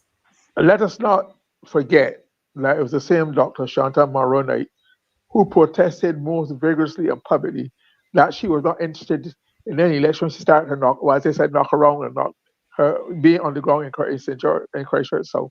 And now it is time for nomination. Yes. She told the public she was not, no, her, not her, I'm not in that. And she And wasn't here we are. campaigning. Here we are. But time has gone away from us. We've had such a great show. I'm getting suggestions from the loyal opposition because we work here. We work. It's a democracy here, and so they are saying to me, Marcio, that the petition might take too long. because the child needs to get into school, which is true. And so someone, Kim, and I think somebody else, I can't remember, I had it up. They were suggesting that that calls be made to the institution, Right. and I would there say when we call, let us be cordial with whoever is you're speaking to. You can call, do a nice short call, because you don't want to clog up the phone lines either. But a call can be made. What, Miss McLean, what's the name of the institution, the correct name, please? I think it's the I think so. Vocational Training Board. Yeah. Vocational Training Board, yes. The vocational Headquarters trade. Go ahead. training headquarters on Mardez Road. I think And so. Uh-huh. yeah, it's close to the Ministry of Foreign Affairs. And I think the sales, and then there's the sales court depot in Christchurch. Mm-hmm. Yeah. Okay. So the vocational training board, if Yeah. somebody has a number that they believe is a correct number, hopefully it's a correct number, they I'm can put looking. it in the chat. I'm looking to see if I can find a number on. Let's see. Schools. Yeah. If we could get a number before we go off, and put it in the chat, anybody who knows for sure it's a correct number, put it in the chat so that we can use that number to call. I will be calling. Okay, Marcia Yes. is the Barbados Vocational Training Board. The PBX is 621. Okay, 1 second, Miss McLean. Okay, oh wow. 621. Okay, 621, yes. 2882. 2882. 2882. Okay, 621-2882. Yeah, This is yes, live that's TV, the you all. We're doing it right here. Barbados Vocational. training board. And one name is Dr. Gibson. I forget the gentleman's name. Ask specifically for Dr. Gibson. I don't know if you remember the name of the guy, Maxine. She said hung up in her. I can't remember the other name, but I would just ask that they do it, and I would love to follow him. I'm sure this young man would end up being one of the best students in the program. He's determined to go. Yes, and the other thing is to make sure that there are some people who once you get to meet the young man, I hope the grandmother, somebody please pass this show on to the grandmother. We would like to meet the young man, and we would like to meet the family and to see in what other way we can help this young man for the next term. What else does he need? He needed steel tip boots. Now I know these things are expensive. My son needed some of those things as well. What else does he need for the next term or the next year to make sure, Miss McLean, that he's in school, and he doesn't have any lack, and to see if there are anything else that we can do, right? So folks, this is a number. Did I put it up on the screen? Did I? Oh, it's right here. Okay, it's right there. That's a number there. Folks, don't forget to call tomorrow. Be polite. Be polite, but we're very serious about it. We're asking them kindly to rethink their decision concerning this particular young man. Okay? Very important. All right. Thank you. And when we come back on Wednesday, we will hear the good news of it. We have a great interview lined up for you on Wednesday. And we are ready to go right along because we are ready to get rid of this government. I'm not hiding and talking. I'm talking straight. I'm ready to see a strong opposition and the removal of this government because the people are suffering under a heavy hand and under a despotic rulership. Yes, guys, thank you all so much for joining. Thank you, Mr. Murray. Fabulous as usual. Miss McLean, thank you so much. Awesome. Thank you so much. You have something you wanted to say, Miss McLean? No, okay. Thank you so very, very much for joining us. And thank you, Philip Catlin Springer of the Barbados Sovereign Party. for joining us this evening as well. Viewers, it's been wonderful. Really been wonderful. Your comments and your suggestions, and we're learning from each other. Thank you for every single thing, every comment. Thank you all very, very much. And that we can disagree and we can do it cordially, right? Yeah, that's lovely. All right, God bless you. Thanks, Dave. Great job. Bye-bye, folks. Dancers, come forward. Walk out. This one I got worldwide. Just days after former government backbencher Ralph Thorne crossed the floor, he's taken the oath of office as leader of the opposition. Cross the floor, let me do it some more like Ralph Thorne. Ralph Thorne. On the other side. Cross the floor. Cross the floor. Cross the floor, let me do it some more like Ralph Thorne. Wait there. Ralph Thorne. Dancing, come back again. Our turn is the latest trend. Everybody know link up my friend. This one designed to be and more will be left over. Dancing, come back again. Our turn is the latest. Are these trips so important? Link up my friend. This one designed to be living our men. Yes, I'm for real, member. I am for real. Don't let me talk out your business. Don't let me talk out your business. All right. And I can't decide, so I'm moving with the die. Cause I'm ready to mash up the body. Oh gosh, I can mash up the body. So let me do this now. Cause I'm ready to mash up the body. Oh gosh, I can mash up the body. Yes, yes. And let me go now. Cross the floor. Cross the floor. Cross the floor. Let me do it some more like Ralph Thorne. Ralph Thorne. On the other side. Cross the floor. There has to be some order here. Cross the floor. Let me do it some more like Ralph. The Minister of Finance is not party to this present transaction, Your Honor. Ask him to keep quiet, please. And I say to you further, Mr. Speaker, that my conscience, my location here is related to my conscience. I said it last year. It is well with my soul. Take a wine on the left side, and I can't decide, so I'm moving with the tide, moving with the tide. Take a wine on the right side, take a wine on the left side, and I can't decide, so I'm moving with the tide. Cause I'm ready to mash up the body. Oh gosh, I can mash up the body. So let me do this now. Cause I'm ready to mash up the body. Oh gosh, I can mash up the body. Yeah, yeah. And let me go now. Cross the floor. Cross the floor. Cross the floor. Let me do it some more like Ralph Thorne. Ralph Thorne. On the other side. Cross the floor. Cross the floor. Cross the floor. Let me do it some more like Ralph Thorne. Ralph Thorne.